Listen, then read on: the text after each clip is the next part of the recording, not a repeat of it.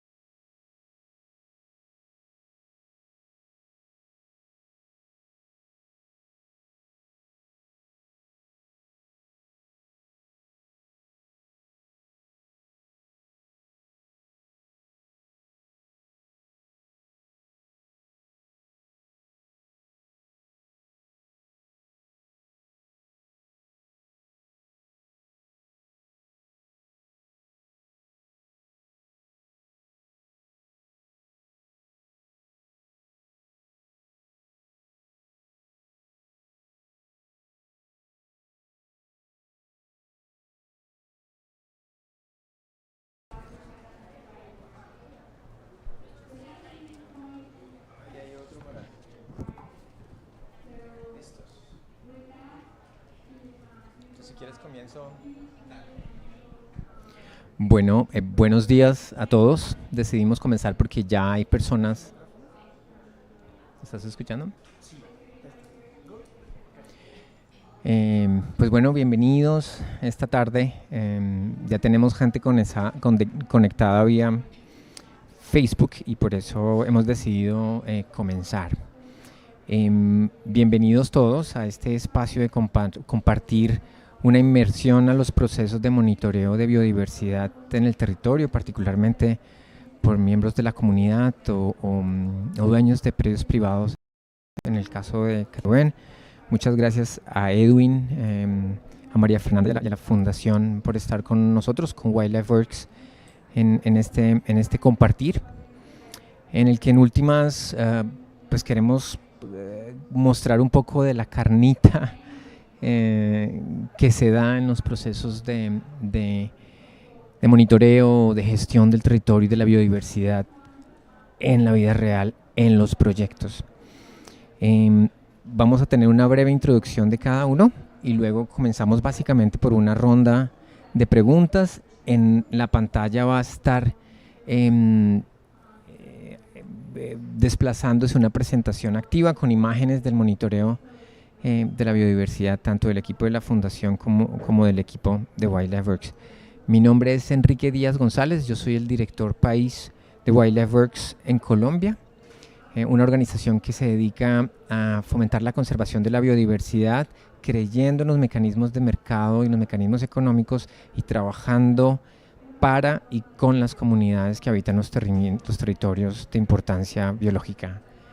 Edwin, te doy la palabra. Muchas gracias.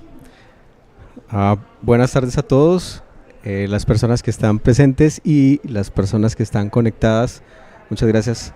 Estamos transmitiendo desde la zona azul de la COP16 en Cali, Colombia.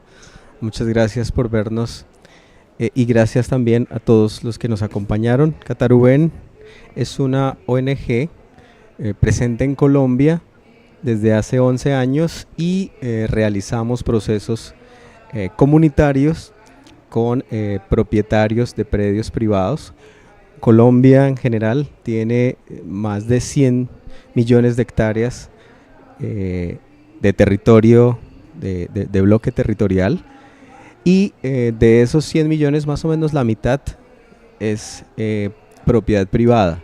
Son campesinos que todos los días pues están haciendo diferentes actividades de agricultura, de ganadería, pero algunos de ellos han tomado la decisión de generar procesos de conservación.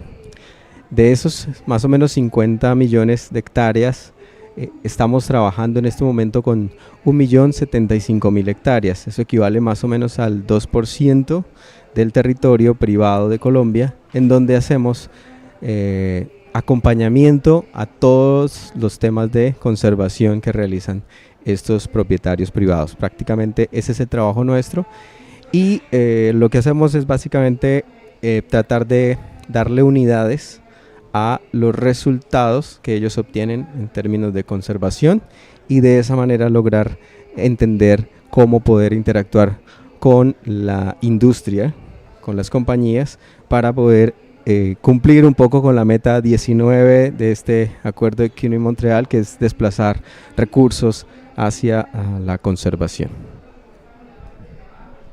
Muchas gracias, Edwin. Pasemos por este lado. Jairo. Hola, ¿qué tal?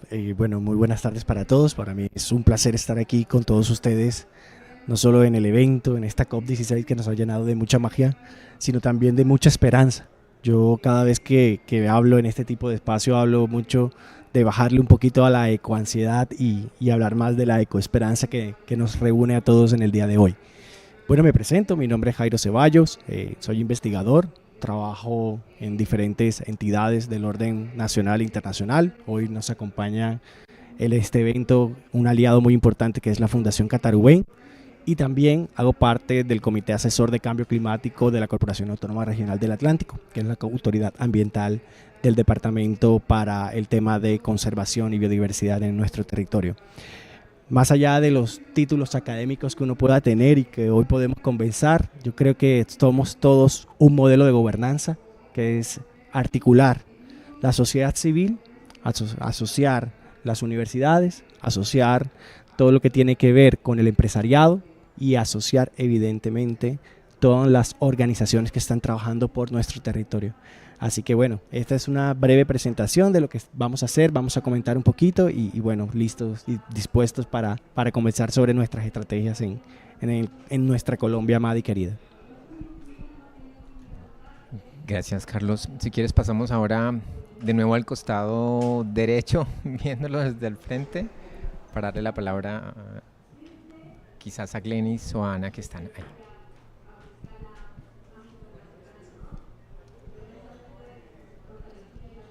Buenas tardes para todos.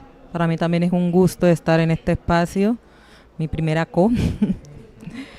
Mi nombre es Glenis Esther Garrido Cosio, vengo del departamento del Chocó. Represento el proyecto Origen a Trato Baudó, que lo integran 3 consejos comunitarios mayores, Cocomopoca, San Isidro y Villaconto. Además, soy la representante legal del Consejo Comunitario de Cocomopoca y coordino el proyecto Red en mi comunidad. Aprovechemos y le damos la palabra a Ana, ya que está ahí cerquita. Bueno, buenas tardes para todos. Mi nombre es Ana Leonisa Tobar Córdoba. Soy del Consejo Comunitario de Río Curvarado, municipio Carmen del Darién. Y en estos momentos estoy aquí en la COP16. Muchas gracias por la invitación. Representando 9 consejos comunitarios, 8 de Río Sucio y el de mi municipio Carmen del Darién, en el cual yo pertenezco. En el proyecto Red Más asociado, estamos muy contentos por la oportunidad que tenemos de estar acá y la esperanza que tenemos de seguir conservando nuestros bosques para la buena convivencia y para tener más propiedad de toda la riqueza que tenemos en nuestro territorio. Muchas gracias, Ana. Pasamos por acá entonces a Carlos. Ahí tienes. Aló. Muy buenas tardes. También muy agradecido de estar acá en este espacio compartiendo en la COP para hablar de las cosas y estrategias que pasan en el territorio. Yo soy la tercera generación de un legado de una familia en la Orinoquía, en la sabana inundable, donde hemos manejado en ese legado la conservación del territorio de una manera ancestral, con valores que siempre ha tenido la cultura llanera y que pues hoy en día se nos está reconociendo ese labor y ese trabajo que se ha venido haciendo, entendiendo un poquito lo que ha pasado en el mundo y que nosotros estamos aportando un poquito para que esto se tenga en cuenta, sea valorado y tenga algo en la parte del manejo que queremos todo hacia el futuro, con el reconocimiento que debemos tener para esta labor ahora y que nuestras generaciones y las que vienen pues se enfoquen y sepan que ya hoy en día es importante hacer esa labor. Gracias. Muchas gracias, Carlos, y terminamos con Einer. Einer, preséntate tú. Muchas gracias. Primero que todo, muy buenas tardes. Mi nombre es Einer David Rodríguez Valencia. Vengo del departamento del Baupés. Soy de la zona de Azactic. Azactic quiere decir Asociación de Autoridades Tradicionales Indígenas del Querari. Trabajo como investigador local de la zona y estamos trabajando a mano con Wildlife Works. Muchas gracias. Bueno, quería añadir quizás algo que omití compartir de Wildlife Works, y es que estos representantes comunitarios hacen parte de un esfuerzo efectivamente de conservación y de mitigación del cambio climático que venimos haciendo con las comunidades en sus proyectos de reducción de emisiones por deforestación y degradación evitada. Y pues lo que compartirán acá girar alrededor de eso en Baupés, tocando puntos sobre una experiencia existente de monitoreo, y en el caso de Chocó tocando puntos sobre la proyección de iniciar actividades de monitoreo en el marco de su iniciativa RED. Edwin, te doy la palabra entonces para comenzar la secuencia de preguntas que animen esta conversación. Claro, es bien interesante, un poco para las personas que nos están viendo y que sienten que también están desarrollando actividades de monitoreo en sus territorios, en Latinoamérica o fuera en otros continentes. Siempre se ha hablado de métricas, siempre se ha hablado de cómo evidenciar que efectivamente se está llevando a cabo un proceso de conservación, pero sobre todo cómo poder interactuar a través de unidades con empresas o con organizaciones internacionales que puedan apoyar esos resultados de conservación. Y esa sería un poco la pregunta inicial como para abrir este bloque de preguntas, y es, efectivamente, Carlos, desde tu experiencia, ¿cómo ves o cómo han hecho para convertirse como unos investigadores en cuanto a monitoreo?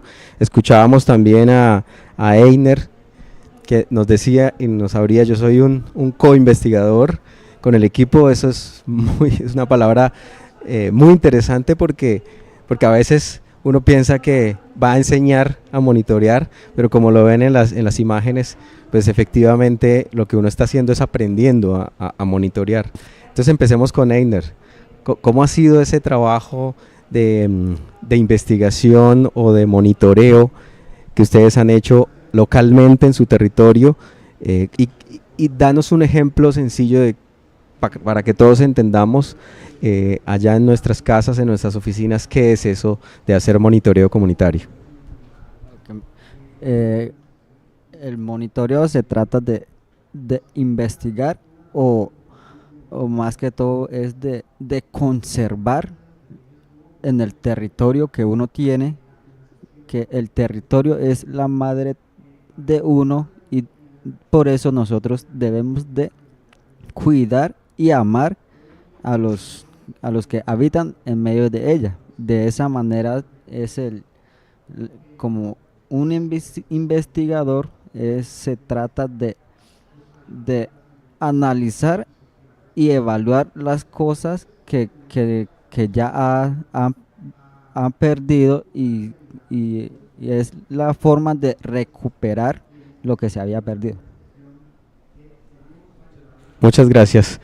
Carlos, desde tu experiencia, desde hace muchos años has visto una fila de investigadores por tus predios, todos llegan con proyectos muy bonitos, pero ¿qué has aprendido o qué has enseñado a estas personas y cómo lo haces en este momento en términos de monitoreo? Para ti, ¿qué significa el monitoreo de biodiversidad? Bueno, hemos aprendido primero, nosotros hemos aprendido muchísimo porque antes teníamos todo, éramos rodeados de esos, pero no sabíamos qué teníamos. Entonces lo primero que nos ha enseñado que tenemos un diamante en bruto ahí que había que reconocer, como lo dije en la presentación, y ellos nos han enseñado cómo se debe hacer ese monitoreo. Entonces iniciamos una serie de visitas de estas organizaciones locales, nacionales y mundiales, en las cuales nos empezaron a fijar enseñanzas, metodologías en las cuales se empezó a hacer un estudio desde el 2016 al 2019 más que todo, y ingresando a la pandemia tuvimos un reconocimiento que fue el de ser AIC, área importante para la conservación de las aves y la biodiversidad. Y ahí entendimos pues ya prácticamente el resultado de ese monitoreo, de esa investigación, de estas organizaciones, de lo que teníamos y del trabajo que teníamos que ir hacia adelante, porque ahí había sido la investigación, el acompañamiento científico, pero ahora venía el monitoreo. Entonces ahí empezamos a entender lo que teníamos y de ahí en adelante pues hemos mantenido ese trabajo, el avanzar en ese conocimiento aliado con esas organizaciones, entre las cuales está Calidris, que es la representante de BirdLife Internacional aquí en Colombia, la Fundación Pantera, organizaciones en territorio como Cunaguaro, la Fundación La Palmita y proyectos que vinieron más adelante como los de bonos de biodiversidad y bonos de carbono con la Fundación Cataburú. Súper. Einer, y allá en el territorio entonces, ustedes han creado como una red, ¿cómo funciona? No sé, ¿cómo funciona el tema del monitoreo? Alguien les dice, bueno, hay que hacer monitoreo. ¿Cómo se distribuyen ustedes el trabajo entre toda la comunidad? Cuéntenos un poquito cómo funciona. Aquí se llama, la palabra sería como gobernanza, pero pues un poco sería poder entender en territorio cómo funciona, cómo arrancan ustedes el proceso de monitoreo. Para comenzar a monitorear, comenzamos a organizar un evento que se trata del cuidado territorial, y de eso se convoca de todas las comunidades y se escogen para la acción, y los que ya tienen el conocimiento aportan el saber cultural hacia viendo la necesidad que tiene la comunidad en general, y para la importancia del territorio.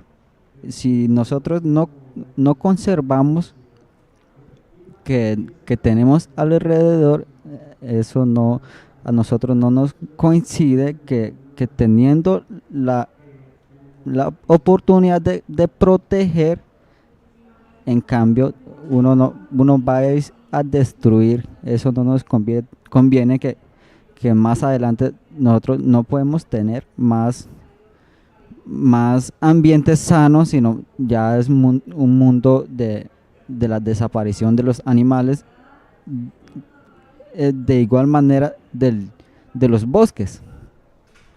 Y se distribuyen un poquito entre ustedes, unos con plantas, otros con rastros, otros con cámaras. ¿Cómo es esa distribución allá entre ustedes? Nosotros somos un grupo de diferentes comunidades escogidos por los líderes de la comunidad, que son los capitanes, lo decimos, es como decir los cabildos, y ellos nos envían una información, y nosotros es hacer la presencia para hacer el monitoreo.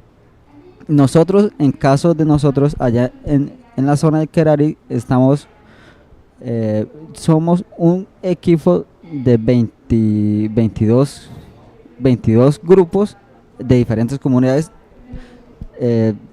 Yo represento en la parte de la media, del medio de la zona, otros que representan allá bajo el Kerari, y otros que representan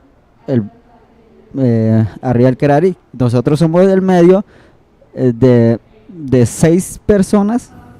Nosotros somos 3 hombres y 3 mujeres, y las mujeres también aportan las ideas que ellas tienen, y nosotros aportamos los que nosotros ya hemos venido conociendo, las instalaciones, y ellas es tomar los registros y aportar las ideas a nosotros para que funcionen bien. Felicitaciones, qué importante tema. Jairo, ¿y esto crees tú que podría ser como un tema de gobernanza, algo por el estilo? No sé, ¿cómo podrías? Tú has estudiado mucho esto, pero en la costa Caribe, ¿cómo funciona? O sea, ¿tú crees que esto podría llegar a tener un...? Bueno, sin duda alguna, sin dudarlo, porque estamos viendo lo exitoso que es en otras regiones del país, y por qué no lo puede ser en la región Caribe colombiana. La oportunidad que hay en este momento es una oportunidad única, una oportunidad que vale la pena apostarle. Nosotros hablamos técnicamente de lo que es un modelo de gobernanza y me pareció muy curioso cuando le preguntas, porque es integrarnos todos para lograr ese objetivo común. Y técnicamente hablando, si seguimos con el tecnicismo, lo que estamos buscando es integrar a la comunidad para el aprendizaje técnico de lo que realmente ustedes hacen para la conservación. Hablando en el argot internacional, estaríamos hablando de la famosa ciencia ciudadana. Tenemos que involucrar a todas las personas para que se apropien de ese conocimiento, para que también puedan resolver todos esos problemas que encuentran en el territorio, basado en información tanto ancestral como técnica académica, para poder tener un marco común y un resultado común en conservación. ¿Y has visto un ejemplo rápido que nos puedas decir en 30 segundos de ciencia ciudadana en el Caribe? Ahora mismo estamos trabajando ecosistemas de manglar, sobre todo un ecosistema en la ciudad de Barranquilla particularmente, que es el ecoparque Ciénaga de Mallorquín, donde la comunidad se ha volcado a entender el papel preponderante que tienen los ecosistemas de manglar. O sea, básicamente es trabajar con el tema de conservación para el tema de avifauna, ya lo ven como una estrategia de turismo resiliente, el tema de cuidar las aves, y mostrarle a los turistas cuál es la importancia de la preservación del ecosistema de manglar para ver el tema de avifauna, por ejemplo. Y así puedo nombrarte un sinnúmero de ejemplos positivos que desde la región Caribe se están trabajando, e involucrar a las comunidades para que esto lo vean como una alternativa positiva de vida y que vean que se puede desarrollar este tipo de proyectos como los que hoy estamos presentando. Adelante. Muchas gracias, Jairo. Yo voy a romper un poquito el guión, dado que tenemos cierta elasticidad en el espacio. Y antes de seguir con este segundo bloque de preguntas que teníamos preparados, quiero seguir jalando un poquito el tema de gobernanza asociado a monitoreo, y quiero preguntarle a Glenis que, aunque no están haciendo en este instante aún monitoreo de manera efectiva, están comenzando a pensar y proyectar las actividades de monitoreo. Quisiera preguntarte, ¿cómo crees que ese ejercicio de monitoreo que ustedes están planeando, articulando, va a aportar al ejercicio de gobernanza territorial de la comunidad, en tu caso en Cocomopoca, en el Chocó? Claro que sí. El proceso de gobernanza, digamos que este proceso, de acuerdo a los otros proyectos que hemos podido conocer de sus experiencias, nos llevan a tener un empoderamiento comunitario. Nos ayuda a asociar ese conocimiento científico y ese conocimiento ancestral, que juntos logran unos resultados para el cuidado de la biodiversidad y de nuestra casa común, que es fundamental para el mundo hoy. Además de que tenemos unos bosques tropicales que son pocos en el mundo y que albergan la mayor biodiversidad del planeta, creo que tenemos un reto como Pacífico y como Chocó para aportar para que este mundo sea mejor para todos. ¿Están escuchando? Sí. Muchas gracias, Glenis. Y un poco jalando la misma cuerda, ahora sí vamos a ese segundo bloque de preguntas.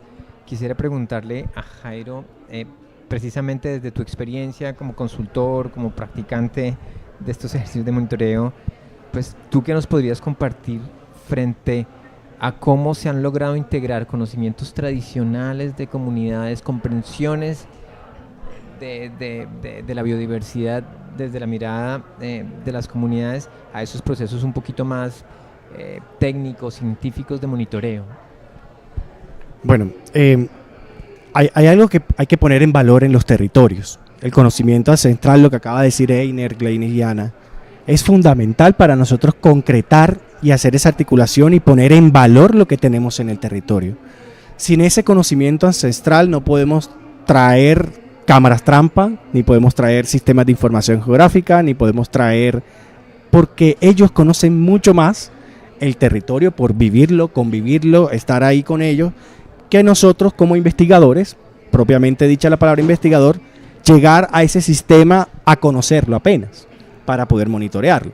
Entonces es una sinergia y una interrelación, y un ejemplo muy claro es cuando se dan acercamientos para identificar una especie que hay que proteger. Voy a dar un ejemplo muy puntual en mi territorio y es el mono tití. El mono tití hace unos 8 o 9 años tuvo una preponderancia porque se consideró en el libro rojo, y eso permitió crear una estrategia de conservación. Pero para crear esa estrategia de conservación, los investigadores no estábamos metidos en el bosque seco tropical, donde es su hábitat, para poder monitorearlo. No. Los pobladores, las comunidades se dieron cuenta que había una baja tasa de crecimiento del mono, y por consiguiente habíamos que crear una estrategia para seguir el monitoreo.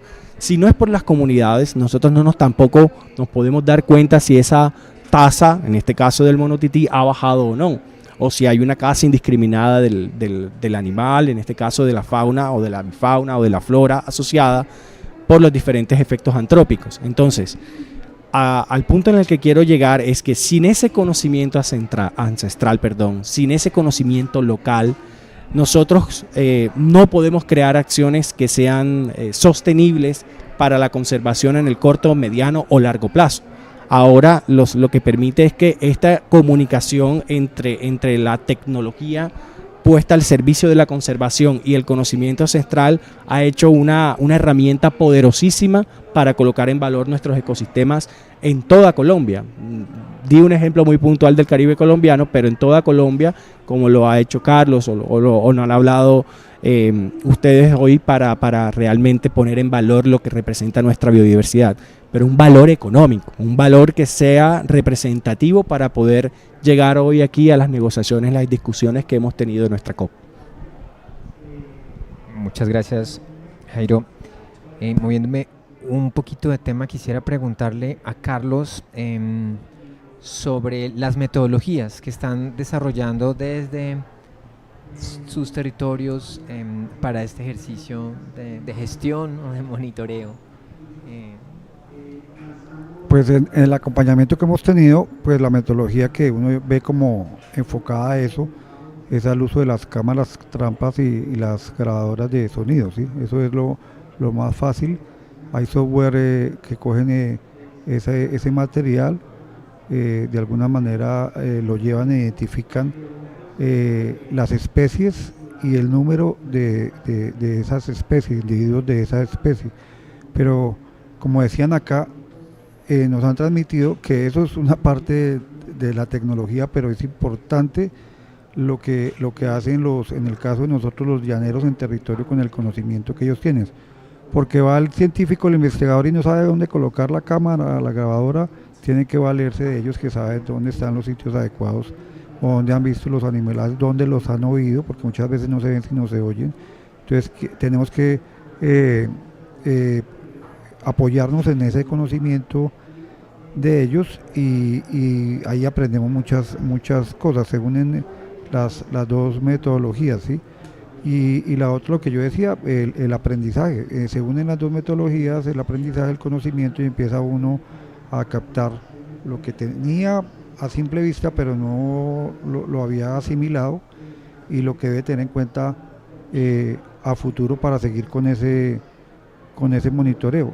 Eso nos ha hecho, en el caso de nosotros, después de haber crecido como Reserva Natural de la Sociedad Civil, venir del 2020 reconocimiento como AICA, finalmente tener este año otro reconocimiento, que es el de ser KBA, área clave para la biodiversidad, y nació de ese monitoreo, cuando empezamos a ver que ya las especies identificadas permanecían y habían aumentado en individuos. Entonces, especies que estaban amenazadas llegaron allá al territorio, se encontraron confortables, permanecen y han aumentado. Entonces, esas metodologías nos han permitido venir de ceros, de donde no conocíamos mucho, apoyarnos en un conocimiento científico investigativo y crecer de la mano las dos metodologías.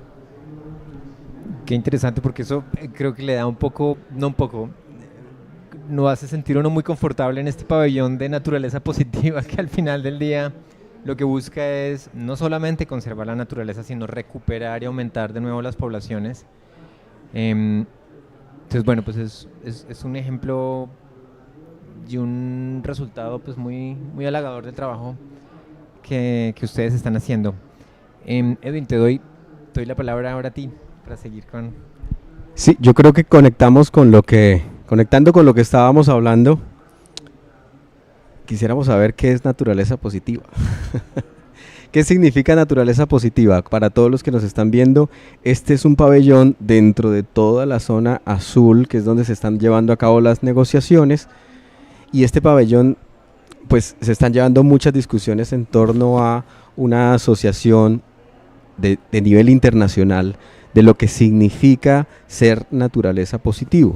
Poco para hacer un recuento, pues en el 2020 sale este informe tan desgarrador de que estamos ya en negativo en términos de biodiversidad. Es uno de los límites planetarios que ya sobrepasamos. El de cambio climático tenemos ahí como hasta 2030 más o menos, como un placito, pero este de biodiversidad ya estamos en negativo. Ahora, ser naturaleza positivo significa encontrar más especies de las que algún día pudimos ver en nuestro territorio. Por ejemplo, Carlos Gerardo nos tiene un ejemplo. ¿Nos podrías hablar de algunas de esas especies que has visto como que a través del monitoreo han venido como aumentando? Cuéntanos un poco como para entender qué significa naturaleza positivo, Carlos.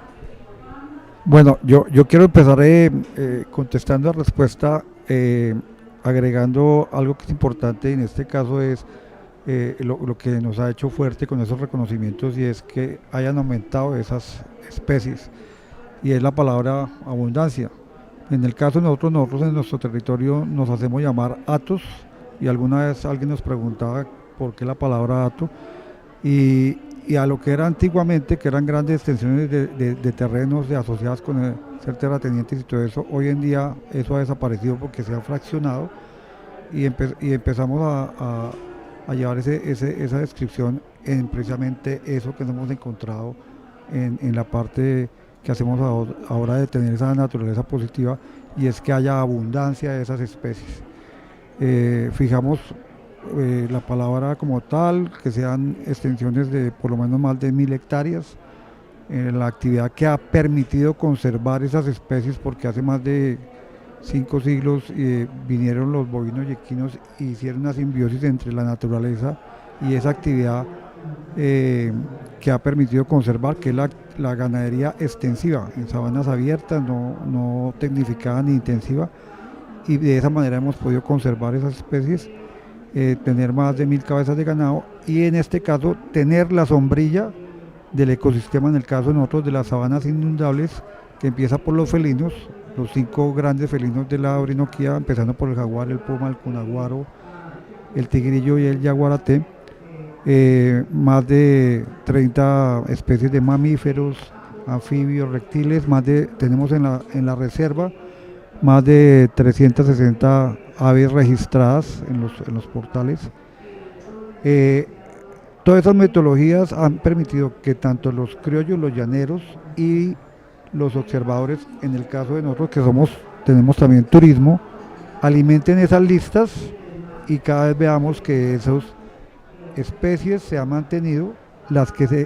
Por las cuales nosotros nos declararon AICA y CABEA era porque había unas especies amenazadas que estaban en territorio, y hoy en día han aumentado en individuos, se han mantenido ahí, y ahora pues hemos aportado que ya no estén tan amenazadas. Esas especies básicamente las que estaban al borde son más que todo aves, como las limícolas, el calidris, el pajuil, algunos mamíferos que aunque han crecido en abundancia están amenazados. ¿Por qué?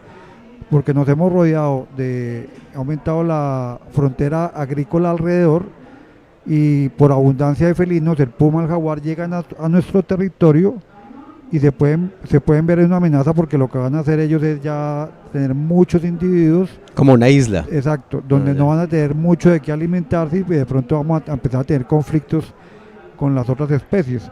Entonces puede que haya abundancia, pero entonces también se ve amenazado por eso, por la actividad que ya genera en un territorio más concentrado. Iner, ¿de qué especies son como las más representativas de la Amazonía, del Baupés donde ustedes están? ¿De cuáles son las que más aparecen en cada monitoreo? Lo que siempre ha aparecido y siempre hemos visto son los tentes. Es igual a, a una gallineta, pero Ya. es más grande y tiene, no, él puede volar, sí, y también puede andar en los bosques, ahí alimentando lo que él se encuentra. Eso es en aves, como la más representativa. ¿Algún Sí. felino, algún mamífero que uno encuentre normalmente? También ahí encontramos el tapir, también hemos visto y siempre lo que vamos a un rebusque o en la noche también podemos encontrar al tigrillo. También se nota mucho allá en la zona de Amazonía. Los peces, ¿cómo les va con los peces? Los peces diariamente hemos visto o a veces son escasos de conseguir, pero en ese momento también tenemos los peces que es el pavón, el guaracú y, y, y el puño, que es y también tenemos a los jacos, que son muy buenos para el consumo humano y ellos son los más destacados que hemos tenido allá, sí. Ok, muchas gracias. Jairo, ¿y qué representa entonces las especies, este tipo, digamos, todo este trabajo de encontrar especies representativas, amenazadas? ¿Eso sí se reconoce en la costa atlántica, en esa zona? De reconocer, Edwin, se reconocen. Lo importante es ahora darle el valor que merecen, que creo yo que es una deuda que nosotros nos ha faltado. ¿Y la gente sí lo reconoce? Sí. ¿Ellos saben, tienen el...? Estamos en la tarea. Ok. Tampoco puedo decir que todos reconocen que este sistema, muchos todavía están pensando en sistemas productivos extensivos que como lo comentaba Carlos. Pero nuestra tarea es tener un híbrido en el cual entiendan, por ejemplo, ganadería regenerativa y hacer tarea de ganadería regenerativa. Y hacer conservación, pero hacer buena conservación. Y hacer agricultura sostenible o agropecuaria ecológica, pero entender los modelos productivos también. ¿Tienes un ejemplo de una especie representativa del Caribe que tengas ahorita en la cabeza en alguna comunidad? A ver, representativas son muchas cosas y hablo de ecosistemas. Nosotros hablamos mucho de manglar. Pues el manglar en este momento es un ecosistema totalmente valioso para la región Caribe colombiana, asociado, Enrique, sobre todo porque es la salacuna de muchas especies, tanto de fauna y flora, porque también ya hemos encontrado otras especies que conviven en el manglar a nivel de flora, pero en tema faunístico hemos visto casos y hemos investigado casos para trabajar el tema coral manglar. Estamos encontrando corales en las raíces de los manglares, por ejemplo, en el Caribe colombiano, y eso es un caso muy importante de investigación.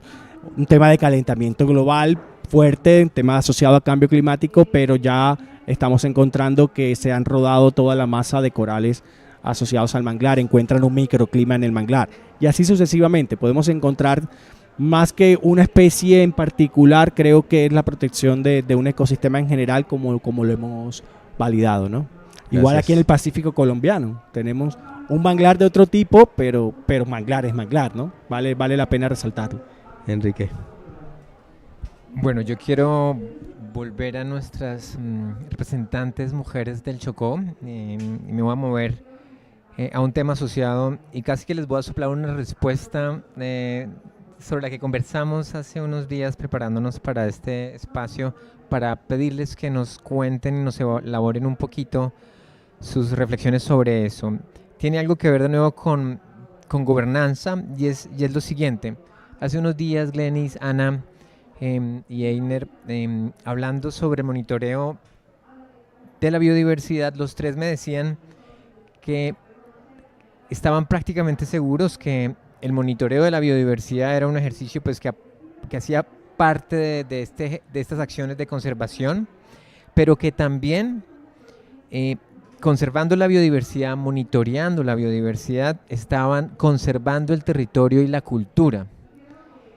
Quisiera pedirle primero a Glenis que nos comparta un poco sus reflexiones sobre cómo este ejercicio aparentemente poco conectado con cultura, cómo este ejercicio de monitoreo de biodiversidad aporta a la consolidación de los procesos territoriales de las comunidades negras y al mantenimiento de sus culturas, y luego le pediría a Ana que también nos compartiera su reflexión al respecto.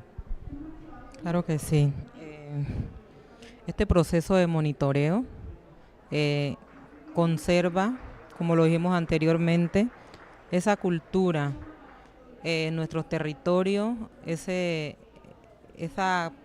modelo de gobernanza en los territorios, lo digo en el caso de Cocomopoca, pues de acuerdo a la reflexión y lo que hemos trabajado, ese monitoreo nos sirve para tener un modelo de gobernanza que antes no teníamos y que ahora estamos consolidando en el marco de este proyecto RE y aprovechando todas esas bondades de nuestros ancestros, de nuestras prácticas tradicionales que han servido para la conservación de nuestra biodiversidad. Ana, compártenos tu... Sí, claro que sí. Yo creo que a través de nuestro proyecto Red Más Bajo Atrato podemos combinar lo técnico con lo ancestral, y a través de este monitoreo con nuestros ancestros nos vamos a dar cuenta qué es cuál es la importancia que tienen nuestra conservación del medio ambiente, y a través de ellos y toda la implementación técnica que vamos a tener, nuestro trabajo va a ser mucho mejor. Vamos a llegar quizás a hacer o a conocer muchas cosas, como decían aquí los compañeros, que de pronto nosotros al verlas decimos que no son tan importantes, pero que a través de todo ese trabajo y lo que ya hemos venido haciendo en nuestro territorio, eso nos va a permitir darle como más valor, darle más valor a eso que tenemos como por allá aislado. Digamos, hay especies que nosotros quizás las tenemos como que no fueran tan importantes, pero a través de nuestro trabajo que vamos a ir haciendo, que vamos a ir monitoreando, vamos a ir también dándole ese valor que creo que es muy importante para nuestras comunidades, y yo sé que lo vamos a lograr, porque a través de todo esto que vamos a hacer, se nos va a dar el objetivo o toda la práctica que nosotros tenemos en nuestro territorio. Gracias, Ana. Yo me voy a atrever a redondear algunas con sus ideas de hace algunos días. Un punto que compartieron en este instante, pero yo quisiera precisar. Hace unos días Ana, Glenis y Einer nos decían que el ejercicio de monitoreo de la biodiversidad les estaba ayudando a ir progresivamente consolidando un proceso de apropiación del territorio, de reconocimiento y conocimiento de esa historia y de esa biodiversidad, y de paso les estaba siendo útil también para seguir consolidando procesos de gobernanza territorial que en estos territorios étnicos pues son muy relevantes. Entonces fue algo muy interesante que mencionaban en estos días, que un ejercicio, de nuevo, técnico, científico, que está muy asociado en el caso de los proyectos RED a ejercicios de monitoreo, reporte y verificación, trasciende ese alcance y termina consolidando procesos de gobernanza territorial pues de mucho valor.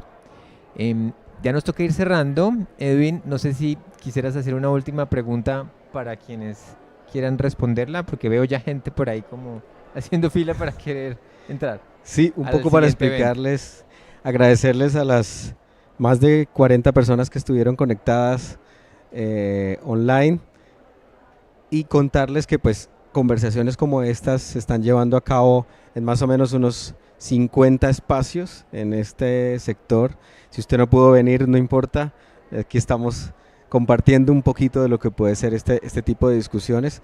En las noticias solo se van a escuchar negociaciones gruesas, pero aquí sabemos que esto es súper importante entender y conocernos. Miren cómo Orinoquía, Costa Caribe, Costa Pacífico y Amazonía nos podemos conectar a través de estas interesantes experiencias. Gracias por todos los comentarios que generaron, impresionante, muchas gracias a través de la transmisión.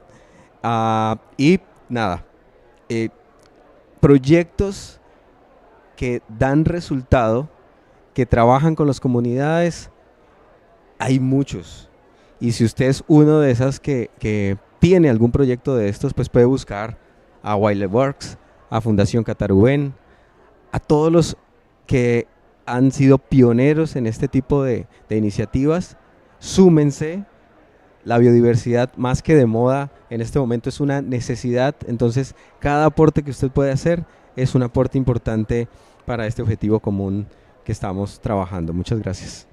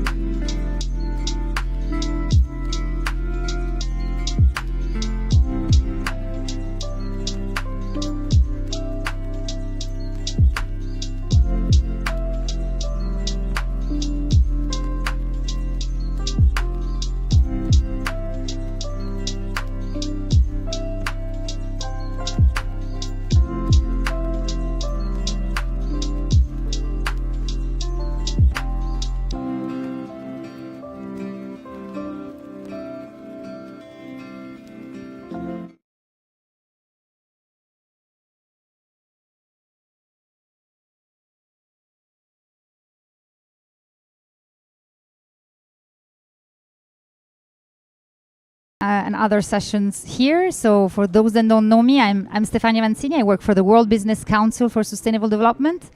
We are an NGO, a community of 230 CEOs, companies, and we support them on their sustainability journey. And particularly myself, I'm working on the agriculture and land use sector and supporting really how do we support our members to invest in the transition of the agricultural sector and especially invest really in landscape level action. So I'm very delighted to be here today and talking about how do we scale up the transition towards more towards land-based solutions, and especially let's talk about finance, which is such an important topic in this COP. We're going to reference a lot about Target 19, the need to increase our private sector investments and public sector investments in finance, in nature. And we're going to talk, I think it's also very much linked to Target 18. How do we realign public and private incentives to actually drive the transition forward? We are mainly going to really have a conversation on what are some concrete examples in finance today that we can see of financing instruments that are accelerating the transition. We're going to talk about maybe what is the role of each actor in the value chain and what are some of the key challenges. These are really topics that WBCSD is working on. I'm going to make a pitch on why we need to transition agriculture. I hope nodding in the room that you're all convinced why we need to transition agricultural models, very good, and that there is a positive business case. The economics are there, like we have data across value chain actors that are implementing farming, supporting farmers to transition, that there is a positive business case. So I just want to outline here, it's not only environmental case, it's a positive business case, more profitability for farmers. That is just to set the scene here. Very good. And so let me then start, let's maybe start a little bit high level and hear right away from an investor, because I think it's important. So Toby from LGM, I'll go over to you, because I think what's important to hear is you are one of the largest asset managers and institutional asset managers. I think it's interesting for the audience to hear is how is your organization investing in nature, and what is your role, and what's important for you when you're looking also at agriculture and land use change? Yeah, thank you. I don't know if you've got a big ringing in your ear, but hopefully you can hear me well enough. So yeah, thank you very much. I am Toby McKean, work for Legal and General Investment Management. I work in our investment stewardship team, and kind of have a focus on nature throughout the kind of engagement stewardship activity we do.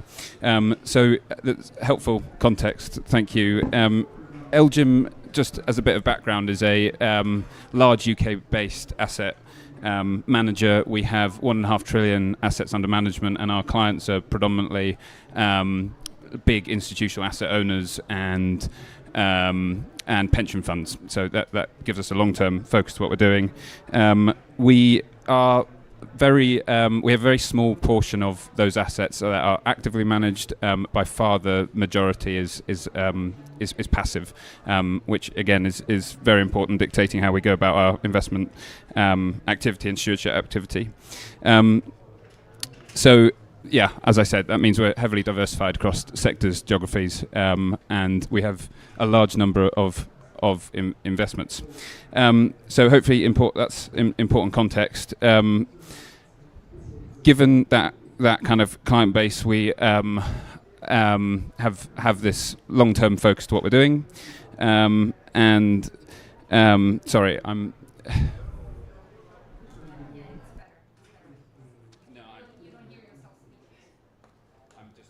I'm not feeling particularly well. Yeah, sorry. Yeah, I'm okay. I just need some fresh air. Sorry.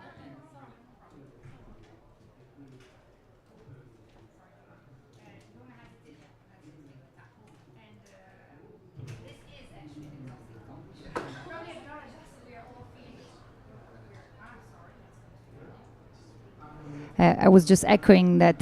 Thank you so much. Thank you, Andrew, for taking care of it. I was just acknowledging that this is definitely an exhausting COP, and I probably each one of us looks a little bit better normally with a normal rhythm and not so much sleep deprivation. But then maybe Matthias, let's move to you, and we'll hear from Toby later. I think Matthias, as one of the major agricultural input providers, and so you work very closely with farmers, so you know better firsthand they are your main customers. Can you share with what is Bayer doing, but also what are some of the main needs that farmers see to finance their transition? Yeah, first of all, what I noticed is that there is a really strong understanding of farmers around the world that their operating environment is changing dramatically. So we can talk a lot about how agriculture contributes to biodiversity loss or to global warming, but the main point I want to make is that farming communities bear the brunt of the challenges that are being thrown at them. The challenge that they are unable to ensure a reliable income under unreliable weather conditions. And that kind of stacks up all the way to Bayer as the largest input provider. Even though we have some of the smartest people who predict agriculture markets in the world, they get the market wrong almost every year at the moment because of really extreme shifts in the weather, which is one of the big challenges. The second point I would like to make is that we are realizing, based on research we started 5 years ago where the results are coming in, that if you combine practices from organic farming with practices in traditional agriculture, with practices that are linked to biotech innovation, to more digital tools, you get actually amazing results. So you glossed over it a bit when you described what happens in the food value chain. One of the really pieces of good news is that the shift to regenerative agriculture actually means we have much better chances for resilience and higher yields, and at the same time are able to inset carbon. And in a very practical way, how do we get financing to farmers? So, for example, you have smallholder farmers in India who shift their rice cultivation to practices that are less prone to methane emissions. If you pay this farmer who operates on a very small plot of land, usually much less than a soccer field, if you offer this farmer a few rupee for the methane emissions avoided, she would look at you like you have two heads on. However, if you basically offer crop insurance funded by carbon credits you sold to other players, it's a very different ballgame. So we have to be quite innovative to reach smallholder farmers, as one example.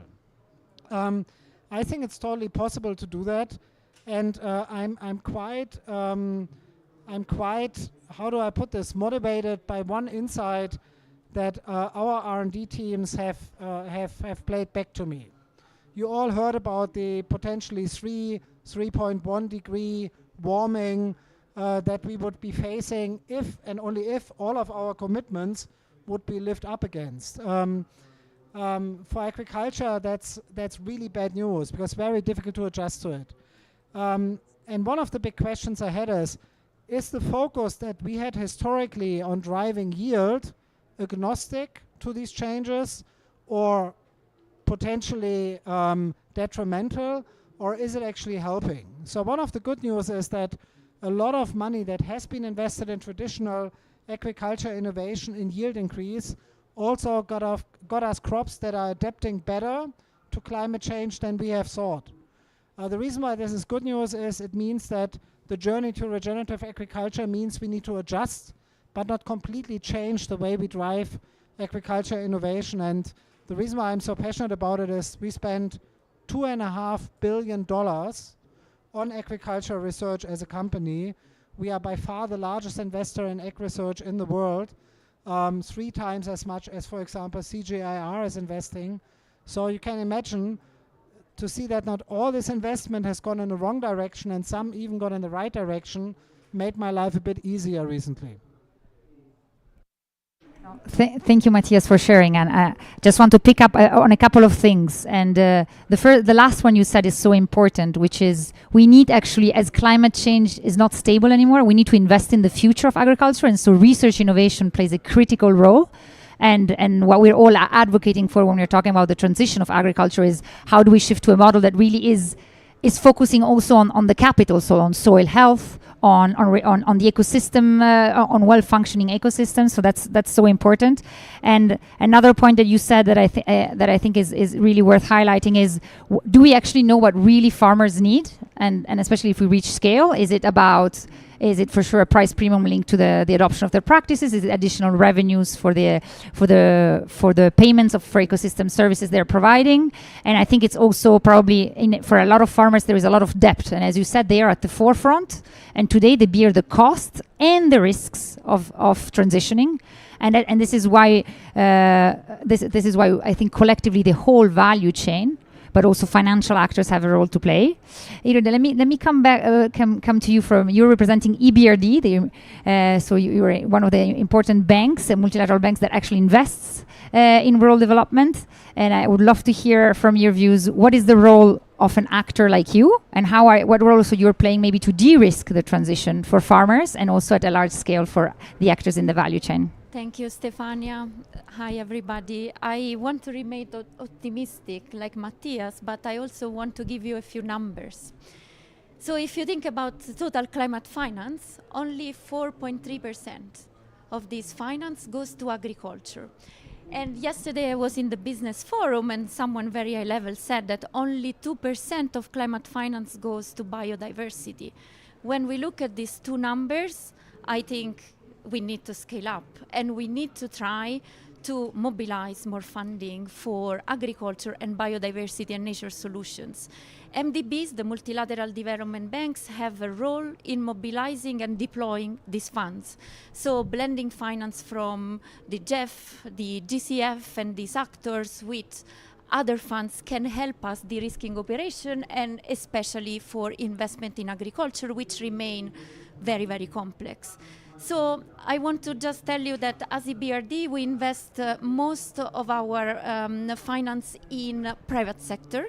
So our mobilization is more on the private sector side. So we do work directly with large and small companies. And to give you an idea of scales, we serve 38 countries. It's a regional bank.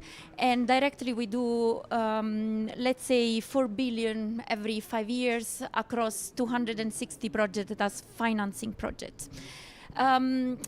We heard a lot when we talk about agriculture and nature of strategies and strategies of countries and adopting these national strategies for biodiversity and targets that will lead us to 2030.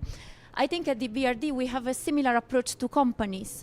Companies that recognize in their own strategies how important it is to reach their target and to shift towards sustainability through research, data, and also their own investments are the ones that will lead this transition. And this is where the funds needs to be channeled. Two things to tell you as an example. There are two areas. One is the area in which you work with across the value chain with different actors, and here is where you can merge the corporate sector with the SMEs and with the smallholders to create scale. So when we work with large companies, not as large as Bayer, but large companies that are in our region, we do have an approach of climate finance that has an element of supply chain finance. And this is a blend of two instruments. One is an instrument that creates financial incentives for the company to shift, for example, from an agriculture that is conventional to organic, to regenerative agriculture, or to lessen the use of pesticides that they put in the land, or to increase the efficiency of water.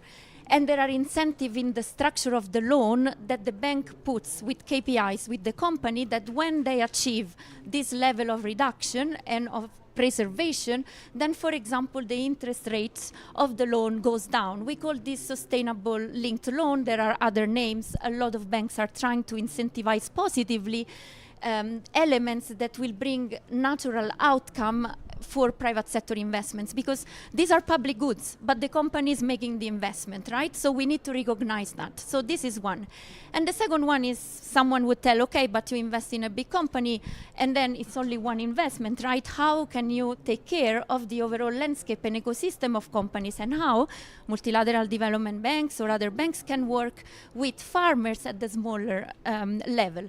So we have this system of supply chain financing, which you can think we use the company as if it is a bank. So we give the money to the company itself, but then the money channels these funds through their old suppliers. And the companies I'm talking about have 1,500 suppliers, for example, that would shift the practices, that would do the extra step, because they are in an ecosystem where the risk is covered by the company, the larger company, the aggregator that buys their product. Is very important, because farmers want to be innovative, farmers want to be close to nature, but again, is risky, is an investment, and most likely it's a loss.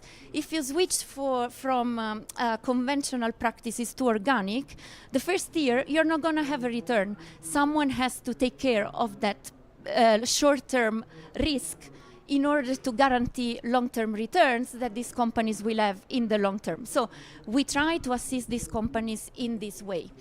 There are two main things that I want to say. Finance is very important. We need to scale up finance. We need to join forces together with funds, with companies, with governments to shift to positive incentives in agriculture, and also, to channel this to nature and targets. This is very important, but we don't have to forget the soft part of this aspect.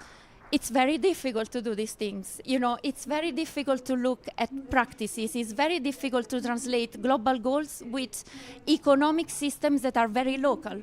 So what works in a country can work in another country, but it needs to be embedded in the ecosystem there. So advisory services, skills, knowledge transfer, and technology can really help us to do this. But this is another way to de-risk our investments, build the knowledge around what we are trying to achieve, not only with the large player, but at the local level where this sustainably has to be preserved. So this is what we try to do with our investments. I can give you a few examples later, Stefania, if you... No, but thank you so much, Iride, because you actually outlined this brilliantly, and I think you have elevated what is important to hear is we definitely need to more investments in agriculture, for only 4% of climate finance. That's important to have in mind. And you said 2%. They said 2 on biodiversity. The second thing that I think you said was very important is we have a lot of disjointed incentives today, and we need to probably concentrate also the financing packages for farmers. That I thought that was an important point with the example of the sustainability linked loans. So how can you then support and incentivize the transition for across the supply chain, up down to the farmer? Thank you for sharing that. And last but not least, the point on the technical assistance, and we have seen it too, that agriculture is place-based. That's why, for example, peer-to-peer learning networks, or for example, incentives that are based on results and leave the autonomy for farmers to drive on the practices are so important. That's why we advocate for outcome-based or results-based impact monitoring frameworks. But Matthias, let me go back to you. So we have two speakers. We have one speaker, unfortunately, is feeling unwell, for the ones that are just joined, and one who is a little bit late but will come. So Rachel from Caring will join us. But Matthias, I would love to hear your views here a little bit. You outlined before how much your company, organization is investing in research and innovation for agriculture. But can you maybe outline also what Iride was saying on the challenges also to scale up the financing transition? What do you think are the greatest opportunities that you see? Yeah, I already talked about one opportunity that is linked to crop insurance. So there was a hurricane in the United States recently, and of course one of the first press releases was that USDA gave farmers advice as to how they can kind of approach crop insurance and sort of receive some financial support. And we all read about these hurricanes, we all see them on TV. The drought in the southern part of sub-Saharan Africa did not make it in the news, and the crop insurance coverage of these smallholding communities is practically not existing. So one of the big shifts I would like to see is a shift from projects into scaling up crop insurance for smallholder farmers. For me, that's a very tangible way of loss and damage, of helping farmers with the climate transition. And we have seen at a scale of, I want to say, 5 million smallholder farmers, roughly 10%, a bit less than 10% of the smallholder farmers we do business with, what a difference crop insurance makes. And crop insurance, of course, helps also to provide advice, because if I insure your crop and you, even though you'll be more in a drought-prone weather pattern, grow the wrong crop, then as a smallholder farmer, you run into difficulties fairly easily. So more focus on crop insurance for me, number one. It's also the number one adaptation tool. The second thing is we have to distinguish between farming communities where we talk about a transition to more sustainable practices and to farming communities that need to dramatically increase yield. It's a bit like the electricity conversation. So the average teapot or kind of water heater for tea in the UK uses as much electricity as the average person living in Mali. Yeah? An American fridge, I have actually 3 of them in my house, consumes more electricity than the average human in sub-Saharan Africa. So there it's about providing more access to electricity. For example, to create smart ways of irrigation. But it's also about helping these communities to grow their overall yield. I have a very simple slide that looks at the number and the sub-Saharan African countries where half of the population is younger than 18 years, measured against the yield increases over the last 25 years. It's a pretty scary slide. And what we see is that these countries are not able to fund the transition because they have to spend money for, lo and behold, food imports. Makes no sense. And this is why we have to think about these communities in a different way. They need access to modern innovation, which brings me to the last point. The Australian government at one point had realized that Australia, with their own agricultural research, will not be able to cover all the needs of their farming communities. So they are funding bespoke R&D programs, for example, with Bayer, to provide them with agricultural tools they can use in their agricultural communities. We need the same for smallholder farmers in sub-Saharan Africa, in Central America, in the region we are in right now, but also in parts of Southeast Asia. So why not funding research programs with 2 outcomes? 1, innovation that helps smallholder farmers, but 2, more importantly, gives them access without having to pay for the intellectual property.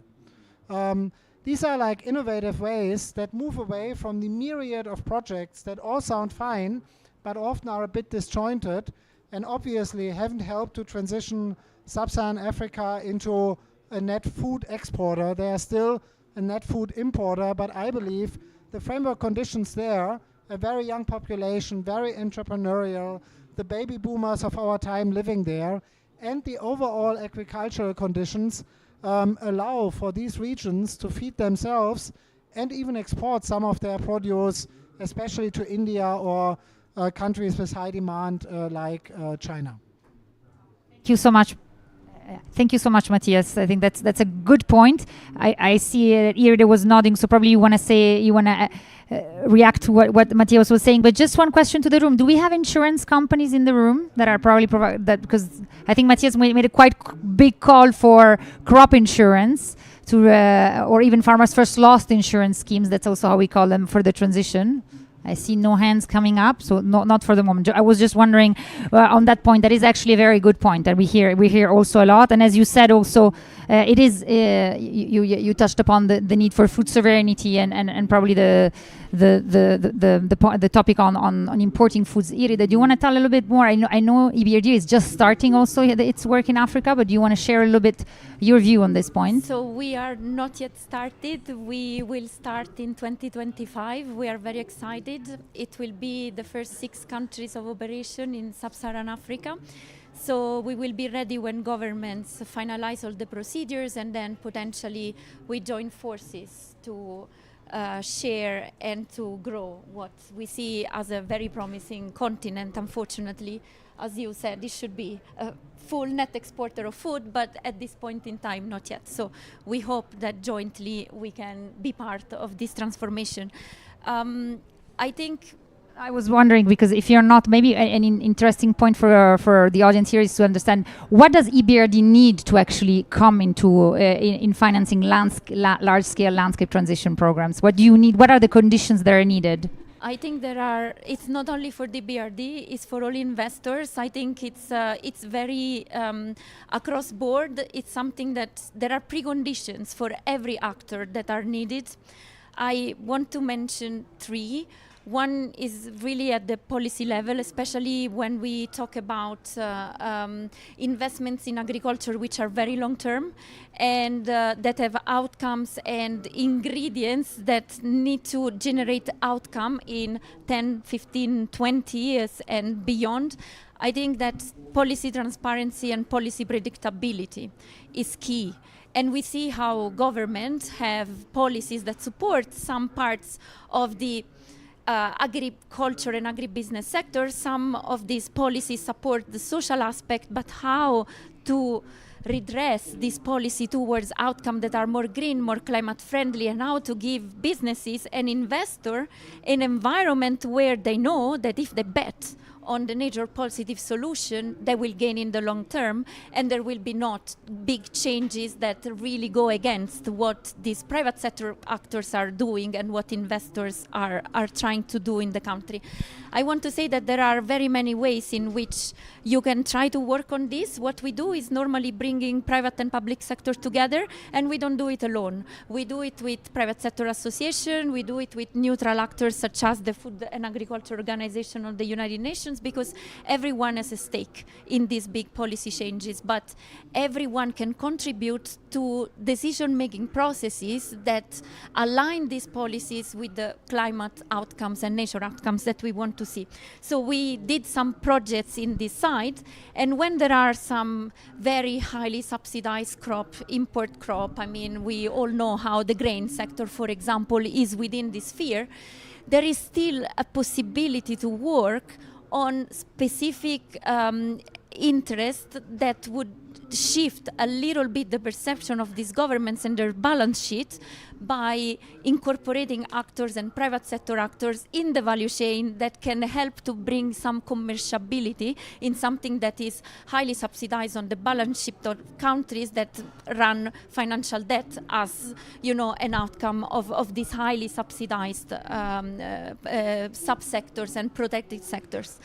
The other thing is that also the private sector needs to be ready, right? So we heard a lot, Bayer spends a lot of money on research, a lot of money on innovation.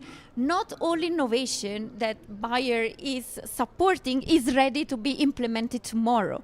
So on the one hand, we hear that we have methodologies, that we have ways of defining what investors should look for, what they should integrate in KPIs, but also the private sector needs to be ready to incorporate this and to do it. So the technology has to be there, the sector has to be ripe. So when we move towards nature positive solution, is not the pilot, but we need to trial and test on the ground what's happening, and this is important to cover the risks as when you are an investor. Maybe not through insurance company, because not in all of the countries this is possible, But what multilateral banks can do is to add guarantee scheme, for example, that cover our own risk for first losses. And normally we blend this with donor funds to allow us to do more, to open up a little bit more of our pipeline to more risky investments over time. And again, I want to say, we cannot do it everything now and just switch, because we also need to maintain a core of portfolio, right, that supports still agriculture that is really not having a lot of financing in any case. So these two things need to move progressively together, but with a strong ambition. This is what I want to say. The ambition should be there. Thank you so much. Thank you so much. I think you made some very good points here about, creating a policy enabling environment. I know, Matthias, we'd love to hear from you because I know you have also a lot of experience there. You talked about the transparency in policy and the stability, and also some of the importance of results-based policies so that they can be applied and gives room for context. Thank you for that specific examples on highly subsidized crops and the Farmers First Loss guarantee mechanism. These are very important ones. Matthias, do you want to complement a little bit her view? What do you think is needed also from financial actors or from also other actors in the value chains who are maybe more downstream to really accelerate the transition for farmers? Yeah, first of all, I really applaud the EBRD for the decision to move beyond North Africa, further south. I think that's really important, really cool. It's going to be a lot of work. We have made that decision also a couple of years ago when we decided that we want to reach 100 million smallholder farmers. It's very difficult to do that without looking into sub-Saharan Africa.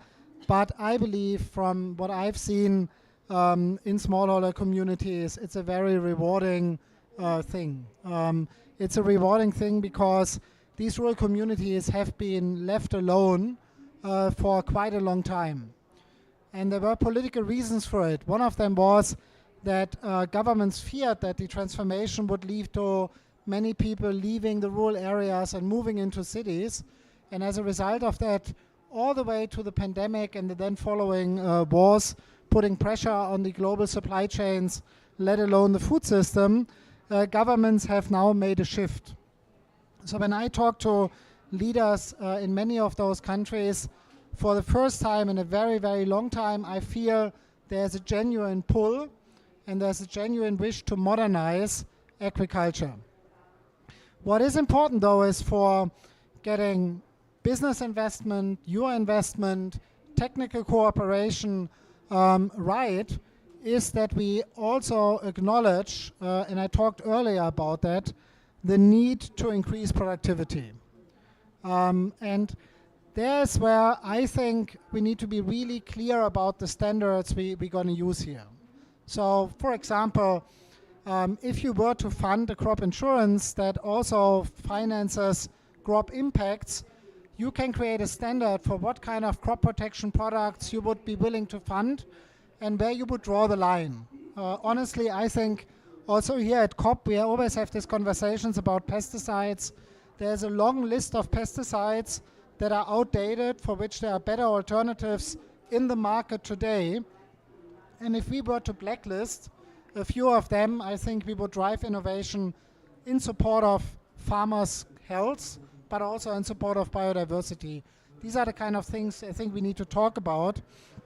And if like organic farming and agroecology had like an affair with traditional farming, the offspring would be called regenerative agriculture. There are lots of very complicated definitions about it. Let's not make it too complicated. Let's make sure we agree on standards that actually deliver against both goals, producing more on less land, but at the same time in a way that is much more sustainable. And these conversations have been too antagonistic for too long, and we have to shift this. My last comment would be about the ultimate off-takers. I've been working on both sides of the food supply chain. So now for an input provider, I've been working for one of the largest food manufacturers in the world, for Mars. The off-takers need to be absolutely clear in their commitment to buy what they ask farmers to produce. And what we have seen is a slowdown in delivering that commitments on account of inflation. So they're under pressure, they are not sure whether they can actually price these changes in, and they have been slowing down. And nothing is worse in a grand transition than the wrong signals. Those who would like to have a look how this plays out should look at the transition to electrical motor vehicles, to cars in Europe. The constant stop and go leads to confusion and doesn't really drive the transition. So and I think in many ways, Stefania, you are doing an amazing job in keeping us honest to our commitments. We cannot move away, slow down the kind of commitments we made for this transition. That's, I think, really important across the value chain. Much, Matthias. I'm going to try to summarize what you were saying, but I just want to say to the audience, we have one more speaker coming, but a little bit late, but I think I would love to hear from you so that we have also a conversation. So think about some of the questions you would like to ask or comments or remarks you would like to make, and just responding to what Matthias was saying, what we definitely see, and you were saying it so right, is we need clear long-term commitments from off-takers, and also with a price premium that is linked to that. And that's why if we want to reach scale, often these commitments are then bundled up in what we can call collective purchase agreements. I'm glad, because I'm talking about off-takers, and Rachel is joining us. That's great. So I think that's a very important point when we're thinking about what each actor in the value chain, what role each actor in the value chain has to play. And then you were making also, of course, an important point about the challenges that we have, especially if we're looking at Africa and sub-Saharan Africa. How do we produce more, but also by restoring and safeguarding nature, and so preserving also the natural capital we have, and especially soil health, which is so important. And I think that's also the big shift that we're having. If you're asking yourself what the business sector means by regenerative agriculture, because Matthias, you were mentioning a little bit on it, like the good news is the sector has aligned on 10 key indicators, so 10 key impact areas and specific indicators that we all commit to measure at farm level and reward farmers for it, of course, and aggregate and disclose at corporate level, just to avoid, because we can call this, as we said, in many different ways. Some people call it nature farming, agroecology with innovation, or regenerative agriculture. I see, Matthias, you were taking your mic. Do you want to react to what I was saying? Or you're nodding, but if not, I'll go over to Rachel. I think we want to hear from Rachel. Yeah, okay, they're perfect. Sorry. So Rachel, we started to have a conversation on what actors in the value chains are doing to finance the transitions. So we heard from Matthias from Bayer and from EBRD, and Rachel, you are representing Caring here today, and so Caring, we can see it is a brand, and we can call it in the jargon as an off-taker. And would love to hear from you. What is Caring doing to support and finance actually the transition of farmers in your supply chains who support you? You might probably present the company so the audience understands which value chains are material for you. Sure.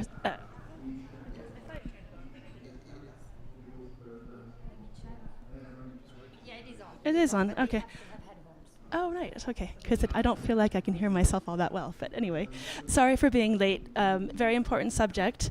Caring, indeed, we have a bunch of luxury brands. So Gucci and Saint Laurent and Boucheron and Bottega Veneta, etc. So it's just to give you a sense that it means that our value chains are mainly leather by far, but then also cotton, wool, sorry, I keep going back and forth in French, wool, and also cashmere. And what's interesting about these value chains is that actually, I think maybe it was discussed just right now, is that if you look at where there's water stress, if you look at where there's degraded lands, that's pretty much where we're trying to source. And so very quickly, in part thanks to our environmental profit and loss system, we realized that this is really areas that we need to try to find how we can regenerate and to make it more resilient so that we have, over time, we continue to have access to the raw materials that we need. And so that's why in 2020 we were one of the first companies to start a biodiversity strategy. And within that strategy, we made many commitments, including two. One was to first try to protect hotspots, and so we put money into doing protection pieces of where there's main hotspots. But the other was to say that we would regenerate 1 million hectares within our value chains over a 5-year period. So in 2021, we came alive the Regenerative Fund for Nature, which is basically a philanthropic endeavor, and we have tenders to be able to invite in different local activities that can propose different types of, like, more or less 3 to 5 year long projects that we can help finance in order to really help create a supply of materials coming from regenerative practices. That philanthropic piece, which seems so key, that's really what has enabled us to jumpstart and initiate our work. We are trying to go farther, and we are exploring a lot in terms of what could be biodiversity credits, what could be nature assets, what could be payment contracts for paying for environmental services. So if I just take one example, we have a very interesting project in France where we know that there are fewer and fewer people who would like to continue raising livestock in France. And yet, even from an environmental perspective, keep maintaining livestock on the land is one of the best usages we have, and one of the best ramparts against further artificialization of that land. So we feel very strongly about the way that we can buy from these specific suppliers, but we know that actually if you look at just the price premium, probably that premium is not going to be enough in terms of the kind of efforts to transition that the farmers must put in place. And we also want to start showing a better aura that when you farm, you can actually have a very good livelihood. So we have actually put in place, they're called CPSE, contracts for payments for environmental services. And this is something where we're doing it based on practices that have scientifically previously already shown that something's going to be able to show biodiversity gains, show improved soils, and show improved animal welfare and life and health. So I guess my point here is to say that we're looking more and more to not necessarily have blended finance, which I think is also a very interesting avenue, but we are trying to look at what are the new mosaics that we could have, that probably as we want to finance these types of pieces, we actually need to have a diversification of the types of financing even within one project, one issue. So this specific one in France, there's the philanthropic, there's the money from buying the produce, and there's the biodiversity, paying for environmental services. Thank you so much, Rachel, for outlining it. And that's also what we're seeing when we're like coalescing what members are doing on, as we call it, a financing stack. And where Matthias was saying before so well is, today the transition is on the shoulders of the farmers. And when we're looking at what they need is, they need for sure to be better paid for the products they're producing, so the price premium. There is an additional revenue that can come from the payments for ecosystem services. And as you said, also maybe the philanthropic funding that will come to fund the technical assistance. And then we talked about a little bit more depth. How can we also make sure that the farmers, but also other agribusinesses, have access to a better debt conditions, so better concessional capital. And Matthias was making a good point about insurance and crop insurance and or farmers first lost insurance. So I think we are outlining the financing stack that is needed, and the need also to aggregate it. What's important is if it's disjointed, it's just too confusing also for farmers to have access to it. And how can we then bundle it up? Before you might want to react, but I want to know, is there already a burning question in the room? Does anyone? Yes. So then let me probably give over the floor, and then we can. Thanks. Yeah. Thanks for the opportunity to speak. Let me get rid of these off my ears. Yeah. That's quite awful hearing yourself. We spoke about sustainability-linked loans. We're active in it, looking at renegotiating some of that, and I've been challenged to go past scope 1, 2, and 3 to start looking at nature metrics that we can put in those loans. But it's challenging, right? Do you have any examples of simple, quantifiable, impactful, assurable KPIs that people have in practice put in place as in addition to scope 1, 2, and 3? And before you answer, can I get my ears back on? Can you remind us your name and your organization you work Nicholas for? Toll, DSM Firmenich. Oh, thank you very much. Irida, you want to talk about the work that you're doing on sustainability? Yes. I think we can talk about it forever because it's super difficult. So we also looked at scope 1, 2, and 3, and already it's really complicated to align up to scope 3. MDBs are working together on a methodology and KPIs that could be integrated across board for our investments, so that we also agree on what these measures that we insert in this sustainable link loan are, because otherwise you can be very much be seen as someone that wants to do another wash, like we were doing for a green wash.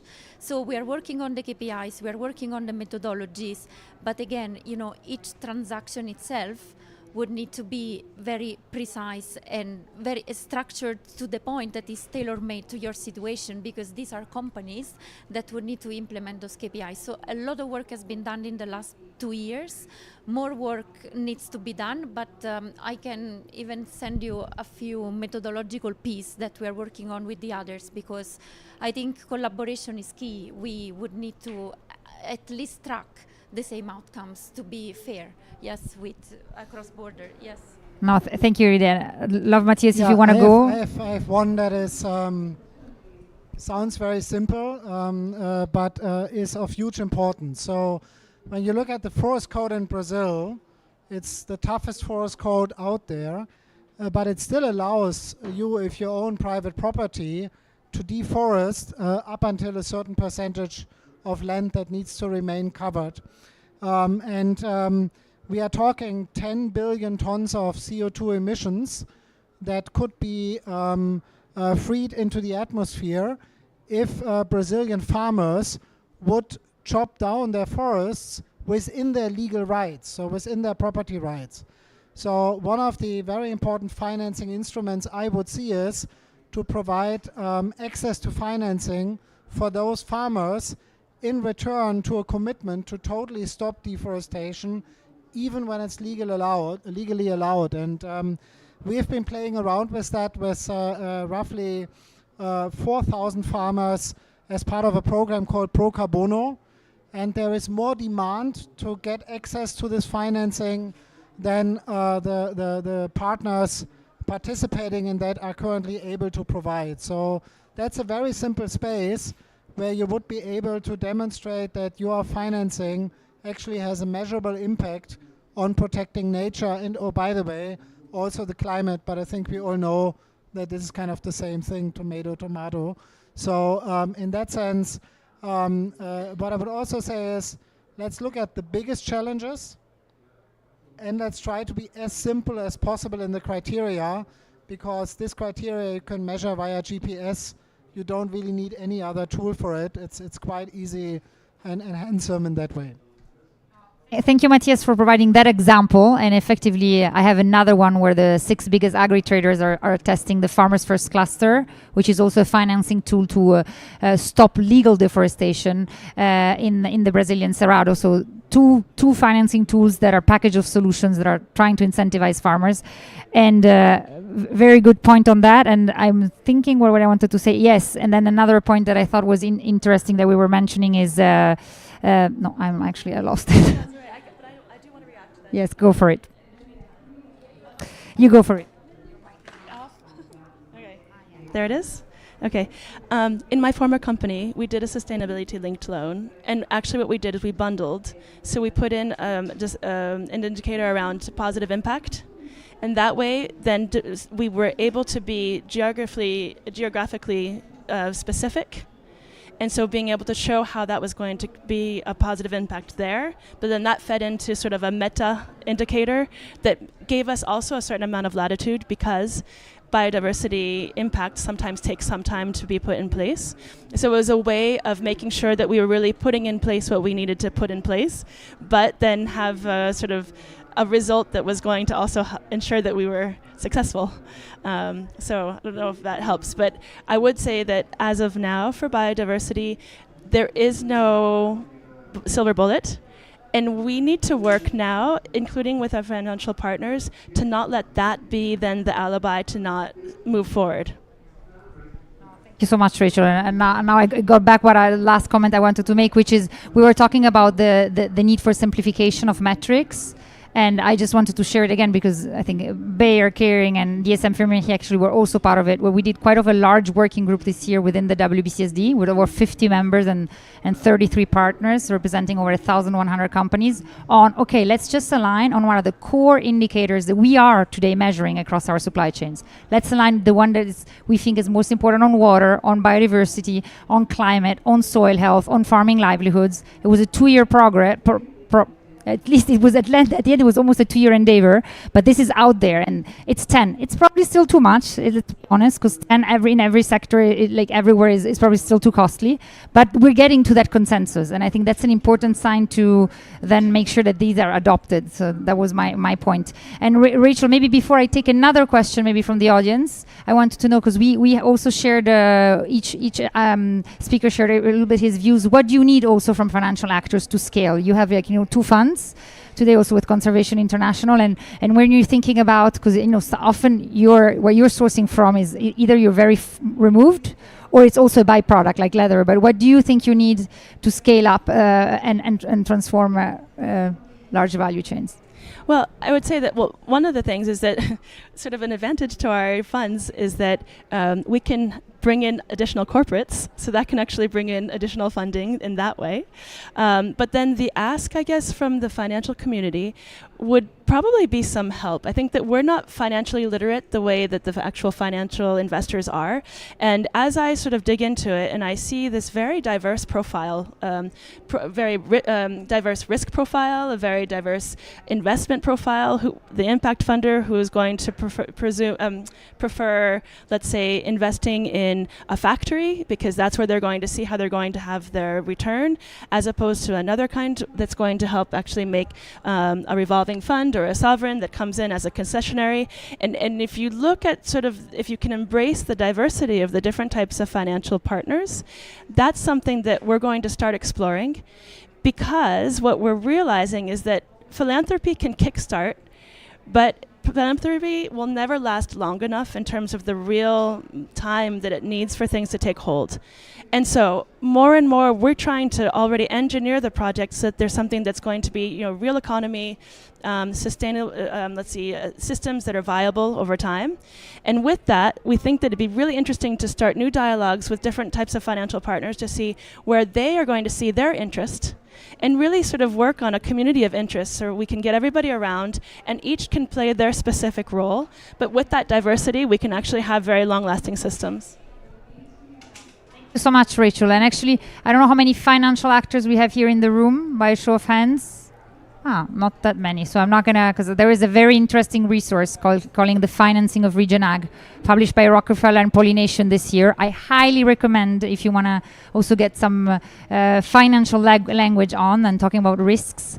So I highly recommend the read. Are there any, there is a question right there at the back of the room, and I think it's going to be probably our last question, and then I'll give the opportunity to our panelists to give one last message, what you want the audience to walk away with.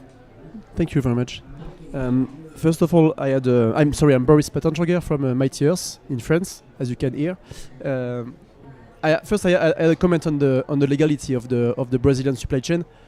Local NGOs are saying that in the Amazon, more than 90% of the deforestation is illegal, and even in the Cerrado, most of the deforestation have the characteristic of illegality. So it's still an issue. I want to come back on the question of the sustainable land-based value chain.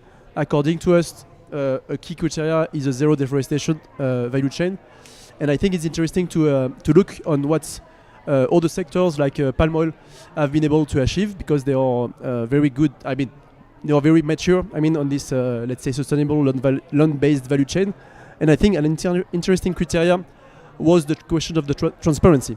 They have been able to be. I mean, most of the stakeholders, most of the actors, like more than 90% of the traders and also the end user are transparent. So they were able to share a meal list, so the meal list of their supply base. So it's really proactive, it's really positive, and I think it's an interesting example to take into account and to use for other supply chain. And I want to ask a question to Rachel about beef and cattle, because I think in this sector, and it's also the case for soy, there is a lack of transparency. And I think the transparency is a really key criteria to start with in order to go for towards more sustainable land-based value chain. So my question is, are you working on transparency? And yeah, thank you.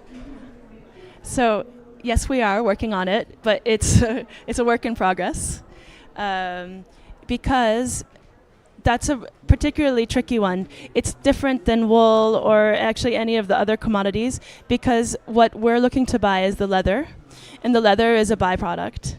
And the fact that it be a byproduct means that there are actually some very opaque sort of parts along the chain that I guess historically nobody has really tried to disrupt.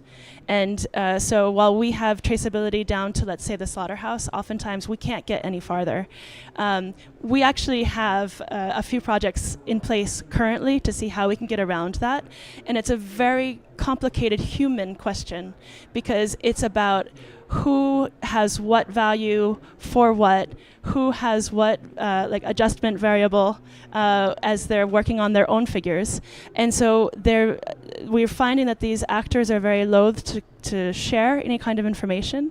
And we want the information not to disrupt them, but to at least actually properly pay the farmers. And what we're realizing, because in caring we've got this environmental approach, so we really want to see the regenerative. So we want to be sure of that because it's resilience. So we want to be sure that we'll actually have commodities in the future. So it's a very big, important part for us. But then also we're very attached to animal welfare. And so we need to know what those farmers are doing. And currently we have no way. When we set up the fund, we didn't know, and so we just went to where we knew our value chains were, and so we're actually helping farmers that might not actually be in our supply chain, even if they are in our value chain. So we're working on it that way, but thanks to the EUDR that has now been postponed, but we see that as an opportunity to help us engage differently with the supplier conversations. Supplier conversations, so that we can actually get forward and see, could the digital piece help us let each of those feel secure in terms of what they're not sharing, and yet still enable us to have that transparency, so that we can actually be a very positive catalyst within it. But that's as far as we are so far. So much, Rachel. Maybe one last word from each panelist. We did start a little bit late. Matthias, do you want to say one closing word about the topic?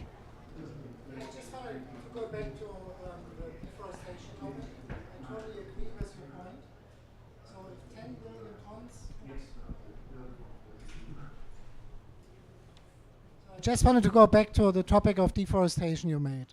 And I totally agree with you. So the bigger problem is the illegal deforestation. But if legal deforestation could lead to 10 billion tons of additional emissions, we all have a flavor of what at least COP30 will be about, to really put an end to deforestation in the illegal space. So there is no disagreement here. I still believe, also when we look into Africa, and that goes back to the financing discussions. I find the financing discussions here about let's talk about 700 billion that we need for biodiversity.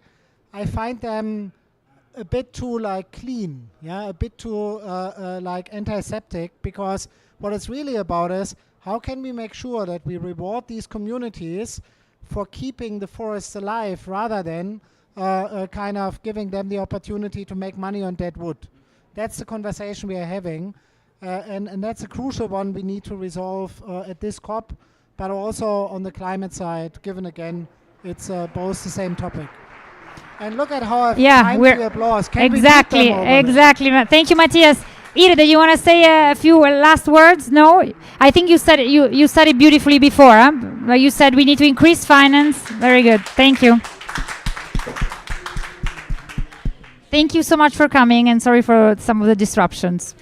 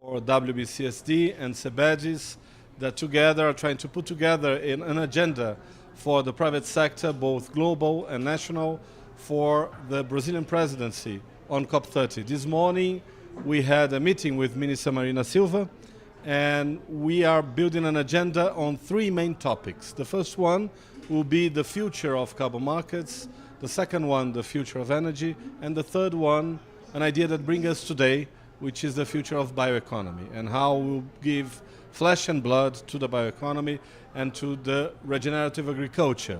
As many of you know, the World Business Council for Sustainable Development has important initiatives on this area, like the Soft Commodities Forum, which is an initiative on the landscape that aligns public policy, companies, production, and the supervision from civil society.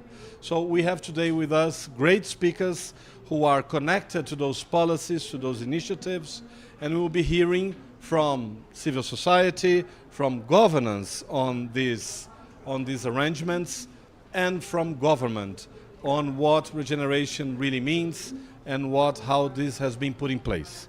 So in order to start, I would like to pass the ball to Fabiola, so we can hear a little bit more about the Minister of Environment perspective on regenerative agriculture and how this has been fostered by public policies, and what has been not only what you're building today, but how you see this seen from a perspective of the Brazilian presidency of COP, how those initiatives will scale up, and will align agriculture with a low carbon economy and with curbing deforestation down. Fabiola, please.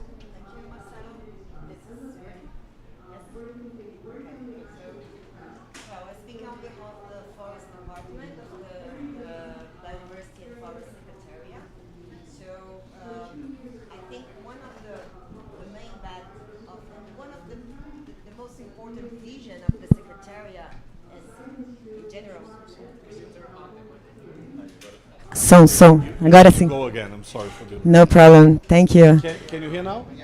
Yeah. Okay. So, well, thank you so much. I speak on behalf of the Forest Department as one of the departments of the Biodiversity Forest Secretariat, and the sustainable landscape is the main bet, or I think is one of the top priorities of the Secretariat vision. And we have one certainty in terms of if we will really change the cost of opportunity of the land in favor of conservation and restoration, it demands, or it requires, a sustainable landscape approach, combining different aspects and different incentives and different mechanisms to really change the whole the green agriculture revolution, or something like that. So a combination between restoration, between conservation, but also regenerative agriculture with payments for environmental services, with carbon. All of this needs to be aligned to really have a different perspective for the land use, mainly focused on the private area. And on the restoration public and national policy that was launched yesterday, the main goal is to really see how can we bring the assisted natural regeneration, how can we bring different incentives, combining, again, regenerative agriculture and environmental regularization in one pack. Does need to be looked at in a different, like each piece of the land cannot be perceived as a small or a non-specific agenda, or your own incentives or your own projects. So first of all, really look to how to restore preserved permanent areas and legal reserves by combining regenerative agriculture and restoration in one pack. The second piece is the combination between the Native Vegetation Recovery National Plan, the Planaveg, with the degraded pasture conversion. This is also, there's a common ground, mainly focused on agroforestry and ILPF. I don't know how to say it in English. Lavoura, Pecuária, in a consortium between cattle, forest, and agriculture. This kind of combined, associated, like practices, also silviculture of natives. So bring a productive perspective for restoration is also another way to connect with regenerative agriculture. And if you combine it with cattle intensification or grain intensification and conversion of degraded pasture, it will also allow you to increase the amount of money, organize the flow of investments in a one, in one common goal, which is change the whole the landscape, around. And the third point, touching on the COP30. COP30 is the climate COP. So Brazil is now reviewing the climate mitigation and adaptation plans. It's been there's one version that will be announced. Part of this will be announced by COP29, but the whole revision of the NDC and etc. is planned for COP30. And the sectorial land use is fully connected with the current commitments that Brazil already has as a government. So restore 12 million hectares as part of the Plan AVEG, stop deforestation by 2030. And by stop means legal and illegal deforestation. The PPCDs, the national plans to prevent, combat deforestation, the concept behind it is the zero deforestation. And land use sectorial plan as part of the mitigation climate plan is bringing, this as one of the most important, not the most important, one of the priorities, pathways to really have the NDC accomplished, but more than this, the whole climate agenda being better equalized and internalized and real delivering, better results for the country. So by commitments on COP30 is first really guarantee the implementation of all these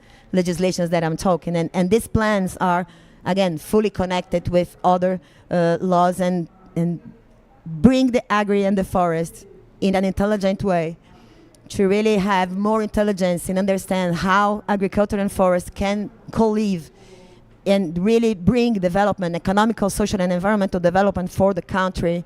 There's no other way without sustainable landscape perspective and a combination between agendas, mostly from the side of the incentives and the enabling projects, and work together. Agriculture Ministry, Environmental Ministry is crucial on that. Just to finish, we have one project that will be launched finally next month because it's been discussed for a long time. It's a JEF project. It's called Vertentes. It's focused on the Cerrado. And this $24 million specifically focused to build sustainable landscapes in the Cerrado, combining not both, but all these agendas that I'm mentioning, non-conversion, conservation, restoration, and regenerative agriculture. So we will learn a lot with this project, hope to bring more and more results, also to use it in favor of the policies, but also on the scale that is super important for all of us. Thank you so much, Fabiola. And this is very enlightening to see how public policy is shaping on a national level to bring those elements in place and to put them in action. And now we could take a look at a more local level and the initiative for Produce, Conserve and Include that Richard puts together and is working on the state of Mato Grosso with those elements. So I think if you could highlight a little bit what the initiative is all about and especially its governance mechanisms to really bring and upscale things that we are doing like the Soft Commodities Forum on a larger scale, on a state level scale, and which are the main levers and mechanisms to do so. Thank you, Marcelo. Very nice to be here with Gabriela, Fabiola, and all participants. Well, it was amazing now to hear Fabiola talking about all these national public policies because I see 100% of them being implemented in the state of Mato Grosso.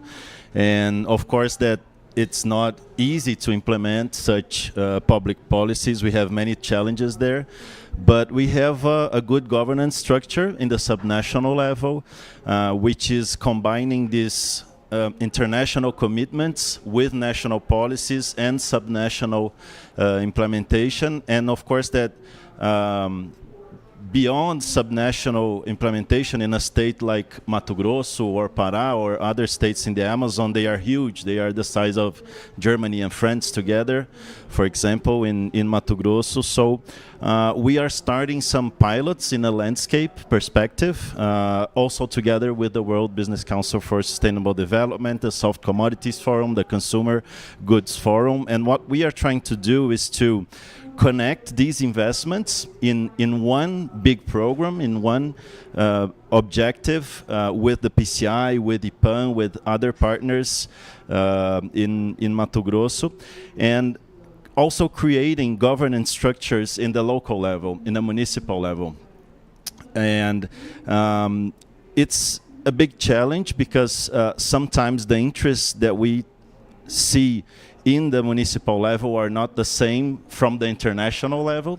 So what we do in this governance work is try to identify how can we implement the international commitments in the local level, and this dialogue to identify the demands and what are the interests on the ground and how we can combine that with subnational, national, and international goals is the challenge of the alignment, is the challenge of the finance, and is the challenge of the public policies going to the ground. So in this perspective, we have been doing work in some specific regions in Mato Grosso so that we have success cases, so that we have kind of a benchmarking in landscapes, and with that we can upscale investments and public policies in the whole state. Very good. Thank you so much, Richard. And now taking a broader look from a reference in the civil society in Brazil, IPAN and André Guimarães are really well loved by everyone, and those not only the institute is a friend of everyone who's here, but it's a supporter of the Soft Commodities Forum as well. And when I talk about regenerative agriculture and public policy, I always try to bring together the elements of science, public policy with the MBSAPs and the NDCs, with finance, with TCFD and TNFD, with measurement and reporting from companies, with initiatives like SBTI, SBTN. So on the public policy side of things, which is your expertise, we have Gabriela here with us today, and I'd like to hear a little bit from you on the intersections that we have on regenerative agriculture and those instruments that can be replicable not only to Brazil but elsewhere, connecting to public policy and how we are measuring the landscape. So please, Gabriela, your contributions to the topic. Thank you, Marcelo. It's a challenge to represent André and in English, but I will try to do my best here. At the perspective of civil society that we three are or were civil society at one moment, we in IPA we understand that the work in the territories needs to have these strategic guidelines that the national commitments gives to us and gives light to how the pathways could be put together in the territories. So I think it's great to have all the plans, the strategic plans, the national, the Planaveg, the first code now unlock without the ecological identidade,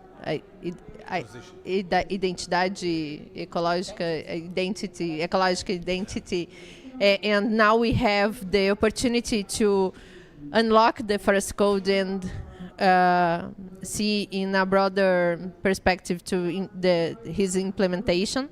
And we have, with these policies and these strategic plans, we have to put the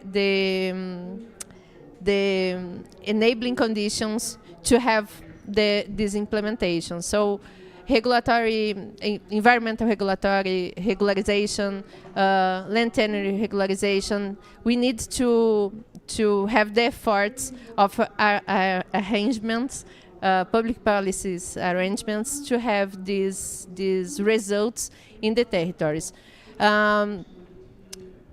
Together with these enabling conditions, we can see the efforts to have governance and better capacity building to look for more diverse production systems and achieve inclusion, social productive inclusion for the local communities with the family farmers and the farmers in a broader scale. So I think we can have the scalability of these projects with all those things together. Very good, thank you so much. Moving the ball back to government. So the talk today is how we envision the road to COP30, and everyone is really aware of the importance of the negotiations on the COP presidency. But we do know also that the actions are taken by the action agenda and by the interactions between private and public actors. So Fabíola, how do you envision those public-private collaborations moving forward, and which ones you really see that are working well on regenerative agriculture, and which would be your best guesses on which ones to improve between now and November next year? Well, first of all is great, yeah. Okay, first of all is governments are done by many layers, no? Like I am one voice from the government, no, and I'm representing one agenda. There is an agenda where this public and private perspective is pretty much possible and even desirable, no? So the restoration and the forest management are both of them agendas where the public and the private needs to work together, no? Like even if you follow just the legislation, like the forest code brings a lot of obligations to the state, to the governments, no? Like, but also there's many obligations that are fully connected with the rural owner of the property. So the private just look into the one perspective. If you look another perspective, the combination between like the concessions, which is one, maybe I think the forest concessions, both on forest management, now on restoration, they are again one of the main, I think the oldest examples as well in the environmental agenda of public-private partnerships now, and we still have some gaps and some issues to be solved, but they are good examples about how really can combine. When you look to the regenerative agriculture, there's, and again, I'm speaking on behalf of the restoration and forest management perspective, so we are not managing the public policy on regenerative agriculture, but we do believe that there's no any other way, again, without combining all these agendas to really change the reality on the landscape. So looking to this, again, the agribusiness sector is more than crucial on research, on investments, on new technologies. The whole monitoring system, if you look and if you really combine all of this, and to be incentivized by the government, to be, again, well instructed by the government. Land tenure will never be implemented or will be solved by the private sector, but if you have the title, you can do many things. The same, like an example is on the concession side. So there's no any way or to really get the amount of investments that is necessary for the transition without an intelligent and sophisticated combination between private and public capital. Each agenda has a own way to combine this. The blended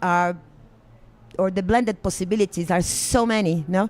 And I will mention just maybe few ones, like, how can I say fundo garantidor in English, my God? Guarantee fund. Guarantee, no, but this is important, the fund to guarantee the capital, because you have, for instance, like a combination between reimbursable and non-reimbursable funds, and then for the non-reimbursable, sometimes the risk of the capital is too high for the private sector to really get it, and transform it into something new, like or generative agriculture practice or restoration combined with all of this. So the country, the government can just put a kind of a guarantee or a de-risking or something like that fund. This is now happening, and just to mention one concrete example, we just launched a platform to highlight a pipeline of good private projects. This is a public platform launched to highlight good private projects to attract international investment.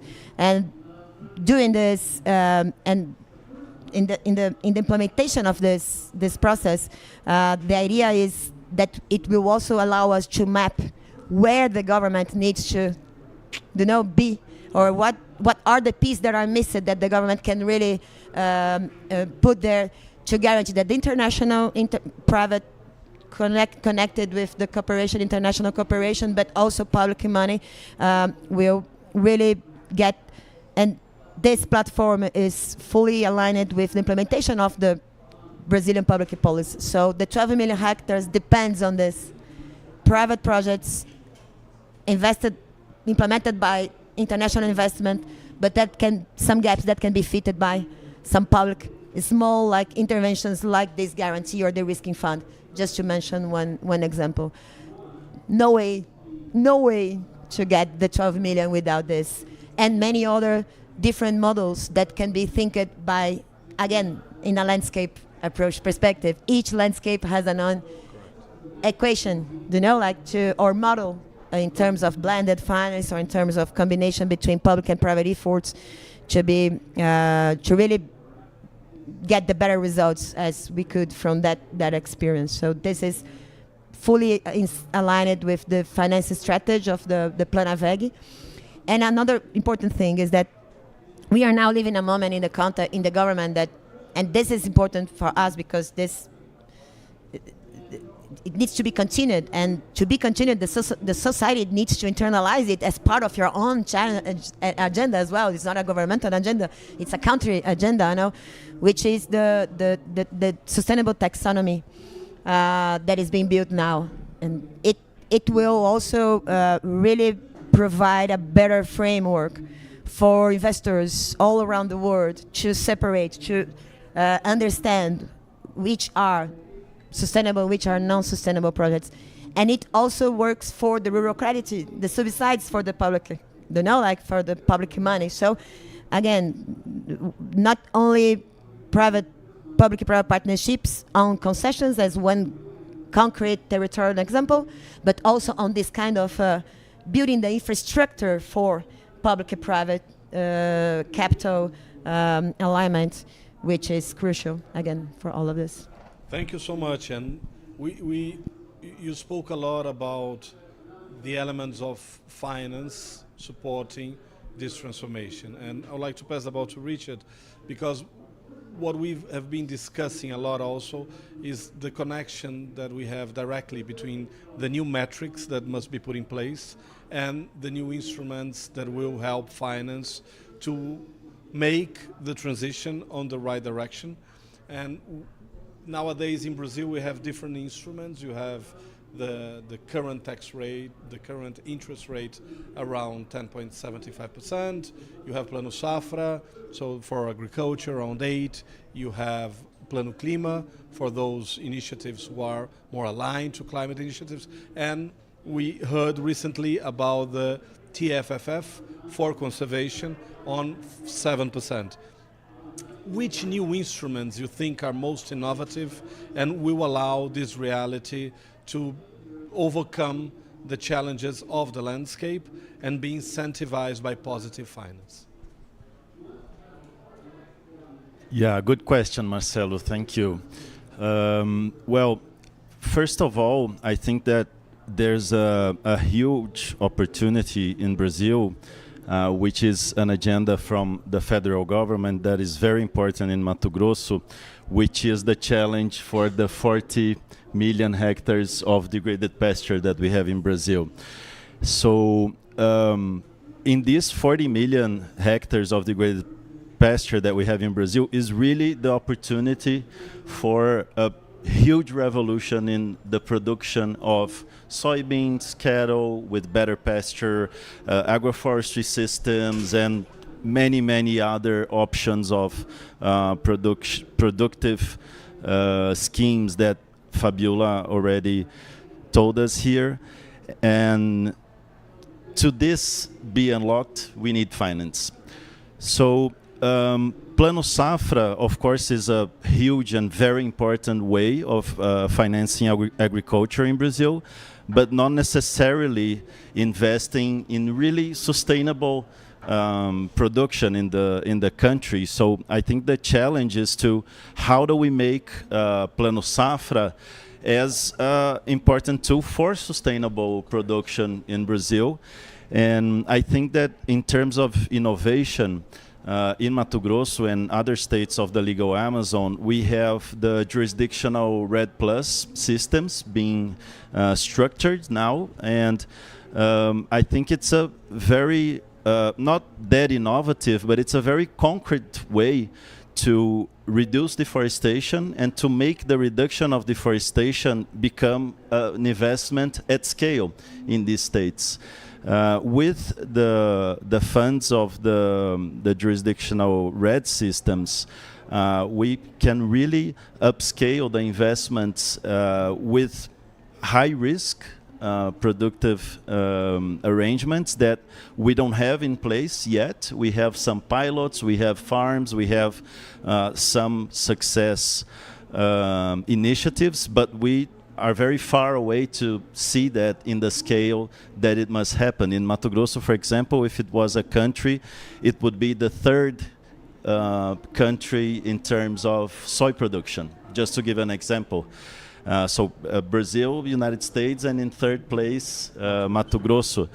And so there's a huge potential to make this production to become sustainable, to become low carbon emission systems, and to combine agriculture with cattle, with agroforestry, with different kinds of production. So I see that this kind of financial systems in place could be really revolution in terms of upscaling these investments for this transition to a low carbon agriculture, cattle and forest production.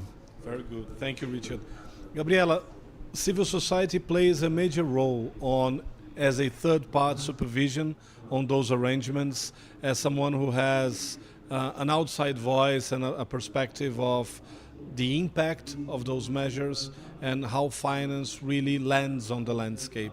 So we'd like to see your perspectives on those new instruments and what you envision as which has been more innovative and which has really helped to move the situation on a positive term. I think we have the civil society have a role to support the implementation of public policies, developing intelligent yes, intelligence, but it's another word that I'm searching. Looking for strategic information for the implementation and how and where it have to be implemented. We can give the connection of the territorial governance for this implementation, and I think we are starting to have an innovative way to have this programmatic level of the public policies to implement with pathways and guidelines from the projects in the local areas to having scale. So I think we are achieving this innovative way to have the public policies in Mato Grosso, in Pará as well, through these strategic plans like PCI, like the PEA in Pará, the Amazon Now plan, and for the COP30. I hope that we have this long-term perspective in all the subnational states align with this view of the federal government that are giving the light to have the ecological transition for Brazil. And we have a lot of local projects that have huge results, and they should have the scalability to achieve the finance for the projects. Very good. Thank you so much, Gabriela. We still have some time if there is any question from the audience, if anyone wants to ask anything. And while people think about their possible questions, I would like just to leverage the fact that you are all here to make a final one for the three of you, which is, we know that there is a lot of expectations on COP30, right? The world won't end November next year, it will move forward. But if you had to build your own headline for what Brazil achieved during the COP presidency, what do you think would be the goal on the landscape level, on bioeconomy, on your areas of working? So I'd like to hear first from you, Fabiola. What do you envision as the major accomplishment Brazil can build by November next year?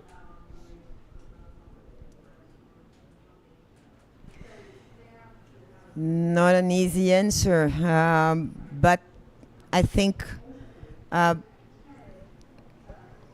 really bring the commitments first. Understand that it's a very, very strategic and important milestone. It's a milestone, but it's a very strategic and important milestone, because in the year after we will have an election in Brazil. The political situation is not easy, it's not simple at all for the country. And the environmental and the social agendas depends a lot on what we will really deliver, and the society needs to understand. So maybe more than accomplish. All of our policies has a milestone already set for 2025. Really get there, like bring the results is part of, but communicate it. How to bring the Brazilian society to understand what is happening at the COP30 maybe for me is the main, like beyond the accomplishment of what we are already aiming to achieve. But we really, it's more than urgent that people understand how serious the situation we are facing, how important these public policies are for their own life, for our life, for the life of the agribusiness, the life of the cities, the life of the industry, the life of our kids. Like, so bring the society, more than Amazonian, but really bring the civil society, like to understand what is happening there. I think this is, for me, the major goal that we could play as a Amazonian forest, but also southern and global country, like as Brazil. Very good point. Communicating well the milestones that we are setting for 2025. Richard, what are your guesses and your thoughts on what to achieve by November next year? Yeah, it's not an easy question at all. But I think that in international point of view, we really need commitments in terms of reducing the use of fossil fuels, because they still respond for the major part of carbon emissions in the planet. And if we don't have that commitment, all the commitments from the land use and forest sector will be punished or will lose in terms of the resilience that we need to keep on producing food and to keep biodiversity. Looking at Brazil, I think that to have a strong commitment from the federal level and subnational levels in terms of reducing deforestation, in terms of eliminating illegal deforestation until 2030, and providing incentives for the reduction of deforestation, of legal deforestation, also until 2030, and really promote this transition that we need to see in terms of the production of commodities, that it's so strong and so important in Brazil, not only for Brazil, for our internal consumption, but also for other countries. And looking at Mato Grosso, the PCI will have an anniversary, 10 years from the launch in 2015. So it's also a very relevant milestone for the initiative. And we have 5 years to really accomplish all the goals that were launched back there in the COP in Paris. So it will be very important to understand what was possible to deliver until 2025, and what is important, what is relevant to be in place, and the enabling conditions that we need to implement all the goals that are not there yet until 2030. So I really want to see that in 2025, a very strong plan with finance, with political will to implement the PCI goals until 2030. That would be amazing. Very good, very good. And Gabriela, from a civil society perspective, which is your wish list for COP30, and what would you love to be, if not approved, at least well handled by then, and how could we benefit from this special moment in history? My dream for COP30, and we are working a lot for achieve this dream, is that Brazil and the Amazonia states, subnational states, achieve the structure or the arrangement of public policies and corporative policies together, and the commitments together to have economic instruments to maintain the lower tax of deforestation, and that we will see soon that we are already decreasing the deforestation.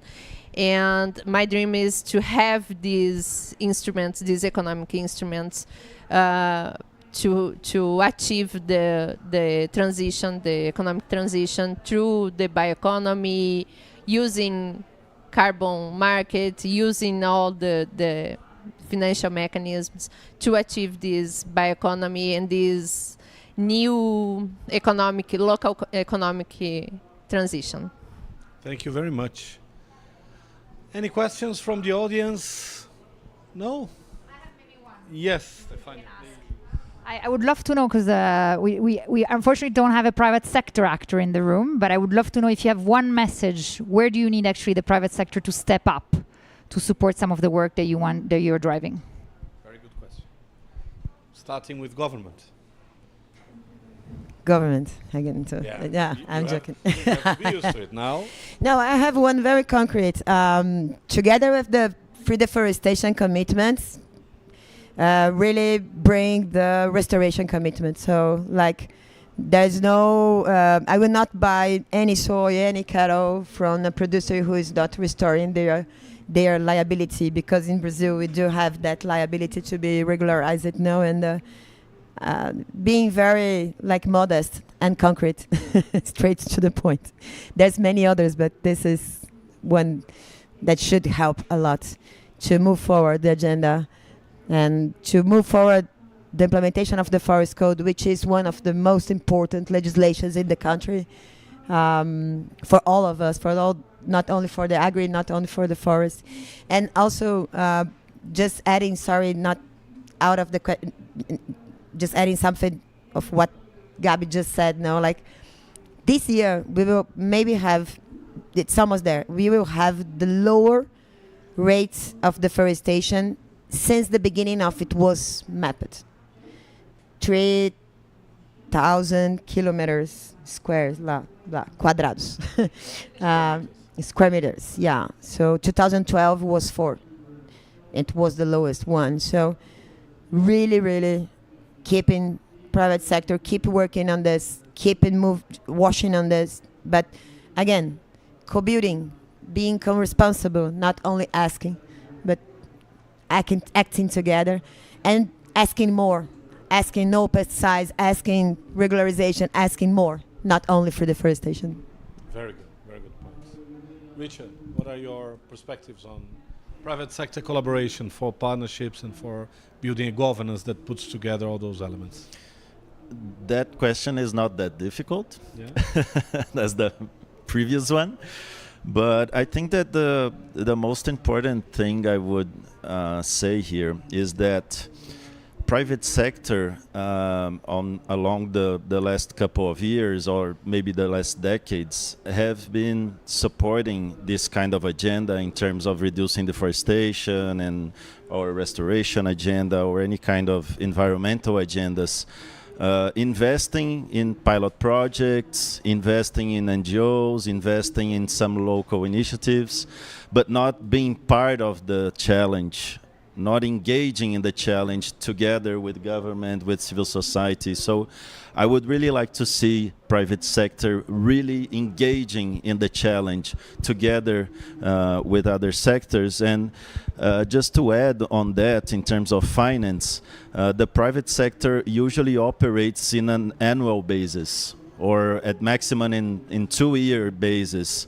And that is not possible when we talk about deforestation, when we talk about landscape approach, when we talk about reducing deforestation. These are very long processes, and public policies need years, maybe decades to have results in terms of governance and in terms of specific results about deforestation and production and land use change. So I would really like to see that this kind of mindset really goes into ESG sectors in the private sector, to really start to invest and start to look at these challenges in a more medium and long-term processes. I think that this really needs to change inside the planning of the investments of the private sector in this kind of challenges that we have. Very good.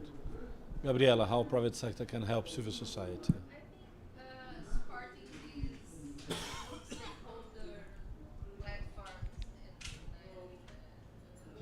I think supporting these multi-stakeholder networks in the territories and look beyond to their supply chains indicators, and looking for the indicators of the territories and how to improve them together, and supporting the civil society and these multi-stakeholder platforms, I think, is the key for having territorial governance strengthened. Very good. Any more questions from anyone? No? If not, we are the only thing that is between you guys and Salsa. So we would like to thank you and to thanks everyone on behalf of the World Business Council for Sustainable Development, of One Planet for one OP2B, One Planet for Biodiversity, and Sebadges, our colleagues who are here. Thank you so much, and have a great evening. Thank you.